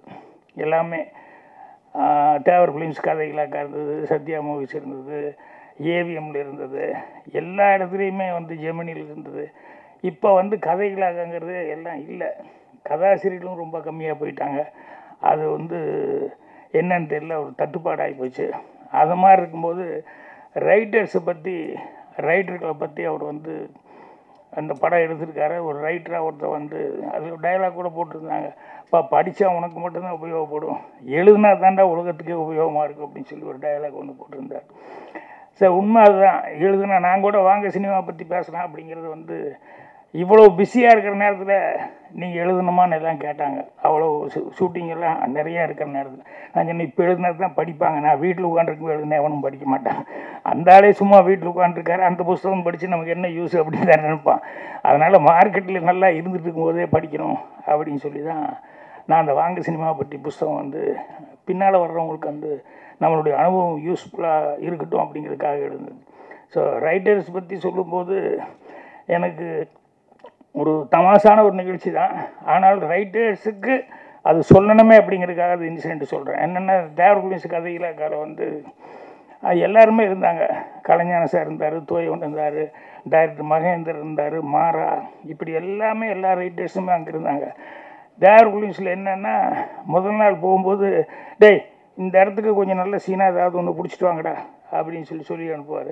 காலையில் 8 மணிக்கு கார் போய் எல்லா ரைட்டரையும் ஒவ்வொருத்தையாக காரில் தூக்கி போட்டு கொண்டு வந்து உட்காரும். 8-8:15 எல்லோரும் வந்து அசம்பிள் ஆயிடுவாங்க. 7:30 மணிக்கெல்லாம் வந்து, ஏய் நேற்று சொன்னடா என்னடா சீன் யோசிச்சுட்டு வந்தீங்க அப்படின்னு சொல்லுங்கன்னா, இந்த ரைட்டரையும் வந்து எல்லாம் வயசானவங்களாம் இருக்காங்க. இருந்தாலும் அவங்களுடைய கேரக்டர் தான் பார்த்தீங்கன்னா இந்த சின்ன பசங்களுக்கு உண்டான கேரக்டர் தான் அவங்ககிட்ட இருக்கும். என்னென்னா தூயவன் யோசிப்பார், அவருக்கு ஒன்றுமே கிடைக்கல. போனால் சின்ன பசங்க அவர் பயங்கரமாக திட்டுவார், துளுக்காக இருக்கா அப்படியெல்லாம், அதாவது தமாஷா பேசுவார், பிரியமாகவும் பேசுவார், எல்லா உதவியும் செய்வார். அவர் வந்து பயங்கரமாக திட்டுவார் எல்லாத்தையும் வச்சுக்கிட்டு அப்படின்னு சொல்லிட்டு அவருக்கு சீன் வரல. அப்படியே யோசிச்சுக்கிட்டே வருவார். காரில் வரும்போது கலைஞானத்துக்கிட்ட கேட்பார், என்னென்ன உங்களுக்கு ஏதாவது, அவருக்கு சீன் வரலன்னு சொல்லலை, என்னென்ன ஏதாவது பிடிச்சிட்டு வந்தீங்களா? ஒன்று பிடிச்ச தூயவன், அது அந்தளவுக்கு கரெக்டாக இருக்குமான்னு தெரியல, சொல்லுங்கள், சொன்னால் தானே 4 பேருக்கு தெரியும் அப்படின்னு உடனே தூயவன்கிட்ட கலைஞானம் சொல்லிகிட்டே வந்திருக்காரு. வந்தோடனே இவங்க 8 மணிக்கு அசம்பிள் ஆனோடனே, என்னப்பா நேற்று சொன்னேன் ஏதாவது சீன் யாராவது திங்க் பண்ணிட்டு வர்றீங்களா அப்படின்னு தூயவன் முதல்ல கை தூக்கிட்டார். நான் சொல்கிறேன், சொல்லுடா பாடுறா, அவன் முதல்ல சொல்கிறாங்க சொல்லுடா அப்படின்னா கலைஞான சீனிவர் அப்படியே சொல்லிட்டாரு. கலைஞான திருன்னு முடிக்கிறாரு. இப்போ அவரால் சொல்லவும் முடியல. இல்லை நான் யோசிச்சுட்டு வந்தேனே, வழியில் இப்படி பண்ணி திருடிட்டேன், நான் என்ன பண்ண தெரியலன்னு ஒன்றும் சொல்ல முடியல. அதுக்கப்புறம் என்ன கலைஞானம் அப்படின்னாரு. ஆனால் ஒன்றும் வரல அப்படின்னா, அவன் பாடுற உன்னை விட வயசு எவ்வளோ கம்மி அப்படின்னு திட்டுறாரு. தூயம் சைலண்ட்டாக அப்படி உட்காந்துட்டாரு. அப்புறம் அடுத்த நாள் வந்து இவர் பேசும்போதெல்லாம் தூயவங்கிட்ட, ஏன்டா உன்னை நம்பி நான் சொன்னேன் தூயவா, இப்படி பண்ணி போட்டிய கழுத்து எடுத்துட்டியே, அந்த மனுஷங்கிட்ட என்ன திட்டு வாங்க வச்சுட்டியே அப்படி இப்படின்னு பேசு. அப்புறம் ஏன்டா பேசாமே வந்துருக்கு, மூட வீட்டில் வர்ற தூயவன் என்ன, ஏன் பொண்டாட்டி கூட நான் பிரச்சனை, எல்லார் வீட்லேயும் பிரச்சனை தான், இது என்ன இருக்குது அப்படின்னா, இல்லைண்ணா எப்போ பாரு வந்து நம்ம வெளியே போய் சம்பாதிக்கிறது சாதாரண விஷயமான, ஒரு ஆம்பளை வெளியே போய் எவ்வளோ கஷ்டப்பட்டு சம்பாதிக்கிறான், கொஞ்சம் கூட புரிஞ்சிக்க மாட்டேங்கிறா, நீங்கள் மட்டும்தான் சம்பாதிக்க, அதுதான் என்ன வீட்டிலேருந்து குழந்தைகளை பார்த்துக்கிறதெல்லாம் ஒன்றுமே வேலை இல்லைன்னு நினச்சிட்டிங்களா? அது என்ன குழந்தைகளை பார்த்துக்கிறது ஒரு பெரிய வேலையாடி, சமையல் பண்ணுறது ஒரு பெரிய வேலையாடி அப்படின்னா நீங்கள் போய் சம்பாதிக்கிறது மட்டும் பெரிய வேலையாகும் அப்படின்னு எப்போ பாரு இதே சண்டைண்ணே. நீங்கள் என்ன பெருசாக அங்கே கிழிக்கிறீங்க, நாங்கள் நீங்கள் பொம்பளை என்ன கம்மியாக பண்ணுறேன்னு, அது இது ஒன்றாண்ணே, அப்படி முடியுமாண்ணே அப்படி இப்படின்னெல்லாம் சொல்லிவிட்டு எப்போ பாரு என் மாதிரி நீ செய்ய முடியுமா, உன் மாதிரி நான் செய்ய முடியுமா அப்படின்னு சொல்லிட்டு ஒரே சண்டை. அவகிட்ட அவளை எப்படி புரிய வைக்கிறது தெரியல, ஆம்பளையினுடைய கஷ்டமே அவளுக்கு புரியல அப்படின்னாலும். அடுத்த நாள் வந்தோடனே அப்புறம் எங்கேயோ ஒரு கம்பெனியில் கதை கேட்டிருக்காங்க. அப்புறம் கலைஞானம் கதை சொல்லலான்னு சொல்லி போயிருக்காரு. முதல் நாள் கேட்டிருக்காங்க கதை வேணும்னு. அப்புறம் அவர் தூயவனும் கூட போயிருக்காரு. முக்தாப்ளின் சீனிவாஸ் சார் தான் போய் கலைஞான கதையை ஆரம்பிக்கலான்னு, இந்த தூயவன் கதை சொல்லலான்னு ஆரம்பிக்கிறதுக்குள்ளே, இல்லை தூயவா கலைஞான ஒரு கதை சொன்னாலும் ரொம்ப பிரமாதமாக இருந்தது, நீ வசனம் மட்டும் எழுதுன, என்கிட்ட சொல்லவே இல்லையே என்ன கதைன்னு அப்படின்ட்டு. இல்லைப்பா அந்த லைன் நல்லா இருக்குப்பா, ஒரு பொண்டாட்டி எப்போ பாரு புருஷன்கிட்ட சண்டை போட்டுகிட்டே இருக்கா, நீ வீட்டில் இருந்து இதெல்லாம் பண்ண முடியுமா, சமையல் பண்ணுறது அது இதெல்லாம் குழந்தைய பார்த்துக்கிட்டு சாதாரண விஷயம்னு நினச்சிட்டியா, ஏய் ஒரு ஆம்பளை செய்கிறதெல்லாம் ஒரு பொம்பளை செய்ய முடியும், நீ போய் சம்பாதிக்க முடியுமாடி அப்படின்னு சதா சண்டைப்பா. திடீர்னு 2 பேத்துக்குள்ளே ஒரு எக்ரிமெண்ட் போட்டாங்க. என்னென்ன, சரி ஒரு 6 மாதம் அல்லது 3 மாதம் நான் வந்து சம்பாதிக்கிறதுக்கு வேலைக்கு போகிறேன், நீ வந்து வீட்டிலேருந்து குழந்தைகளை காப்பாற்றுறது சமையல் இதை பண்ணு அப்படின்னு ஒரு எக்ரிமெண்ட் போட்டேன். ஃபேமிலி சென்டிமெண்ட் பிச்சுக்கிச்சு அப்படின்னு சொல்லிட்டு இதுதான் கலைஞான சொன்ன கதை. தூயவை முழிக்கிறாரு. ஏன்னா நம்ம தான் காரில் சொல்லிட்டு வந்தோம், நம்மளதே வந்து சொல்லிட்டாரு இவர் அப்படின்னா. அப்புறம் வெளியே வந்து, நீ தூயவா நீ என் சீண்டு தான் திருடினேன், நான் கதையே உங்கள்கிட்ட இருந்து அடிச்சிருந்தா அப்படின்னா. இது வந்து கேட்கும்போது காமெடியாக இருந்தது. ஆனால் உண்மையிலேயே கதை அப்படிங்கிறது நம்ம லைஃப்பில் இருந்து எடுக்கிறது தான் கதை. இதுக்காக போய் கற்பனையெல்லாம் பண்ணி புதுசாக அது வந்து இது பண்ணி அப்படி மேலே பார்த்து கீழே பார்த்து இப்படியெல்லாம் யோசிக்கிறதுங்கிறதுல ஒவ்வொருத்தனும் ஒரு கதாசிரியன் தான். அவன் லைஃப்பில் வந்து அவனை பாதித்தது என்ன அப்படின்னு சொல்லி ரீகலெக்ட் பண்ண ஆரம்பித்தாலே அதில் நல்ல கதைகள் கிடைக்கும். அதே மாதிரி கதைகள் வந்து எல்லாருமே வந்து ஒரு 10 கதை இருந்தால் தான் சினிமாவுக்கு போக முடியும், கிடையவே கிடையாது. 1-2 கதை இருந்தாலே போதும். நீ வந்த அனுபவங்கள் வந்து உனக்கு சொல்லிக் கொடுக்கும். அனுபவத்தில் வந்து நிறைய கதைகள் வந்து நீ கற்றுக்கலாம். இப்போ முதல்ல சுவரலாசத்தங்கள் நான் வந்து ஒரு 75 நாள் போச்சு. ஒரு பேர் கிடைச்சிது. முதல்ல எனக்கிட்ட ஒரு முந்தானை முடிச்சு ஒரு எங்கே சென்றாஜா அந்த 7 நாட்கள் இந்த கதையெல்லாம் முதல்ல என்கிட்ட இருந்து எடுத்துன்னே அதுதானே பண்ணியிருப்பேன், எடுத்துன்னே சில்வர் ஜூப்ளி கொடுக்குற மாதிரி. அப்போ என்கிட்ட இல்லை. முதல்ல யோசிக்கும் போது இது ஒன்று மட்டும் தான் வந்தது. அதுக்கப்புறம் யோசித்தேன், ஒரு யோசனை வந்தது. அதுக்கப்புறம் மௌனிக்குதுங்கள். அப்படியே போக போக யோசிக்க தான் நமக்கு இன்னும் அதை விட பெட்டரானதெல்லாம் வர ஆரம்பிச்சிது. அதனால் இவர் ரைட்டரை வந்து ஹீரோவை வச்சு பண்ணதுனால ரைட்டர் ஆகணும்னு யார் நினச்சாலும் புதுசாக எங்கேயோ அங்கேயும் இங்கேயும் மேலே பார்த்து அப்படி பார்த்து இப்படி பார்த்து இது பண்ண வேண்டாம். நிறையா வந்து நம்ம லைஃப்பில் என்ன இருக்குது அப்படிங்கிறத படிங்க. நம்ம லைஃப்பில் படிக்கிறது ஒன்று தான், அதே நேரத்தில் அவர் சொன்ன மாதிரி புக்கை படிக்கிறது ஒன்று தான். ஏன்னா ஒருத்தன் வந்து அவன் வாழ்நாளையே ஏகப்பட்ட அனுபவங்களை சந்திச்சிட முடியாது. ஆனால் புஸ்தகம் படித்தான்னா அந்த ரைட்டர் வந்து எத்தனையோ கேரக்டர்ஸ் வந்து அவன் க்ரியேட் பண்ணி அவன் பார்த்து அவன் லைஃப்பில் அவன் பார்த்து அதை கதையாக வந்து இது பண்ணியிருப்பான். அதனால் நான் எல்லாம் சினிமாவுக்கு வர்றதுக்கு படிக்கிற காலத்தில் படிப்பு சரியாக விட்டுட்டேன், சரியாக படிக்கலை. ஆனால் சும்மா சுற்றுற நேரத்தில் காண்டேகர் எழுதின கதையை, நம்ம ஜெயகாந்தன் சார் எழுதின கதையை, கல்கியோட பொன்னியின் செல்வன், இந்த மாதிரி நிறைய கதை புக்குகளை படிக்கும்போது நம்ம லைஃப்பில் இல்லாத எக்ஸ்பீரியன்ஸ் எல்லாம் வந்து அவங்ககிட்ட இருக்கிற லைஃப்பில் இருந்து அவங்களுடைய கேரக்டர்ஸில் எல்லாம் அது நமக்கு கிடைக்கும். அதனால் படிக்கிறதும் மனிதர்களை வந்து பார்த்து அவங்களுடைய அனுபவ ரீதியாக வந்து இது பண்ணுறது, அதை வச்சு படைக்கிறது அப்படிங்கிறது தான். அதே மாதிரி கடைசி வரைக்கும் கற்றுக்கிட்டே இருக்கணும் அப்படிங்கிறத மைண்டில் வச்சுக்கிட்டே இருக்கணும். நம்ம கற்றுக்கிட்டோன்னு என்றைக்குமே நினைக்கக்கூடாது. கடைசி வரைக்கும் நம்ம கற்றுக்கிறதுக்கு ஏதாவது ஒன்று இருந்துக்கிட்டே இருக்கும் அப்படின்னு. இன்றைக்கூட வந்தோடனே இந்த ஆலன்கிறது எனக்கு உண்மையிலேயே தெரியல. நான் கேட்டேன் சிவா சார்கிட்ட, என்ன சார் ஆலன்னு சொல்லி டைட்டில் அப்படின்னா, சார் சிவன் அதுதான் ஆலன்னு சொல்லுவாங்க. புது விஷயத்தினால நம்ம எதோ படிச்சுக்கிட்டு இருந்தோம். சிவன் அப்படின்னு சொல்கிறதுக்கு தான் ஆலன். அதில் வேறு 2 தடவை எனக்கு இந்த போஃப்டான்னு போன அன்றைக்கி அது இப்படி சொல்கிறதா அப்படி சொல்கிறதா ஒரு குழப்பம் இருந்தது. அதே குழப்பம் இங்கே ஆலன்னா அப்படிங்கிற மாதிரி இவங்க சொல்லும்போது, ஸோ ஆலன் அப்படிங்கிறது வந்து சிவபெருமான வந்து படைப்பாளி அப்படிங்கிறதுக்கு சொல்லுவாங்க அப்படின்னு சொன்னார். அது ஒரு புது விஷயமா இருந்தது. ஸோ சிவா அவர்கள் வந்து அவர் என்ன கதை பண்ணியிருக்காருங்கிறத நான் கேட்டுக்கல. ஆனால் அது வந்து சொல்லும்போது வந்து இது லவ் அதோட ஆன்மீகம் அப்படின்னு சொல்லிட்டு அதுலேயே ஒரு டைலாக், ஒருத்தன் எதை நேசிக்கிறானோ அதிகமாக நேசிக்கிறானோ அதுதான் ஆன்மீகம் அப்படிங்கிற மாதிரி சில டைலாக்கெல்லாம் வந்து அங்கே ஒரு ட்ரெய்லரில் அங்கங்கே பிட்டாக வந்தால் கூட அந்த பிட்டாக வர்றதுல கூட அதில் ஒரு கருத்து, அதில் ஒரு ஆழமாக ஒரு விஷயம் இருக்குது அப்படிங்கிறது தெரிஞ்சுக்க முடியுது. ஸோ நான் சொன்ன மாதிரி சர்வீஸ் மென்டாலிட்டியோட இந்த சினிமா எடுக்கிறதுக்குன்னு வந்திருக்கிறது சிவா அவர்கள். தன்னுடைய சொந்த பணத்தை வந்து இதை ரெட்டிப்பாக்கணும் அப்படின்னு நினைக்கிறத விட ஜனங்களுக்கு இது மூலமாக வந்து அவர் சொல்கிறேன்னு சார் இது அன்பு அப்படிங்கிறது வந்து போய் சேரணும். அந்த தூய்மையான ஆன்மீகங்கிறது காதல் அப்படிங்கிறது அன்பு அப்படிங்கிறது. ஸோ அதனால் அவருடைய அந்த சர்வீஸ் மென்டாலிட்டிக்கு எனக்கு ரொம்ப சந்தோஷமாக இருக்குது. அப்புறம் பாக்யா புக்கெல்லாம் வந்து அவருக்கு இன்ஸ்பிரேஷனாக இருக்கிறது அப்படிங்கிறது எனக்கு அது ரொம்ப சந்தோஷமாகவும் பெருமையாகவும் இருக்குது.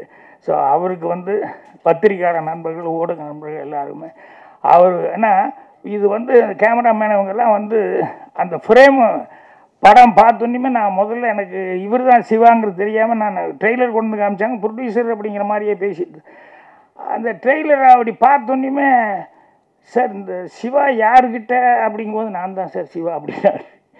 எனக்கு அது வரைக்கும் அவர் எழுதினார், அவர் தான் டைரக்ட் பண்ணான்னு தெரியல, ப்ரொடியூசர் நினச்சிக்கிட்டேன்.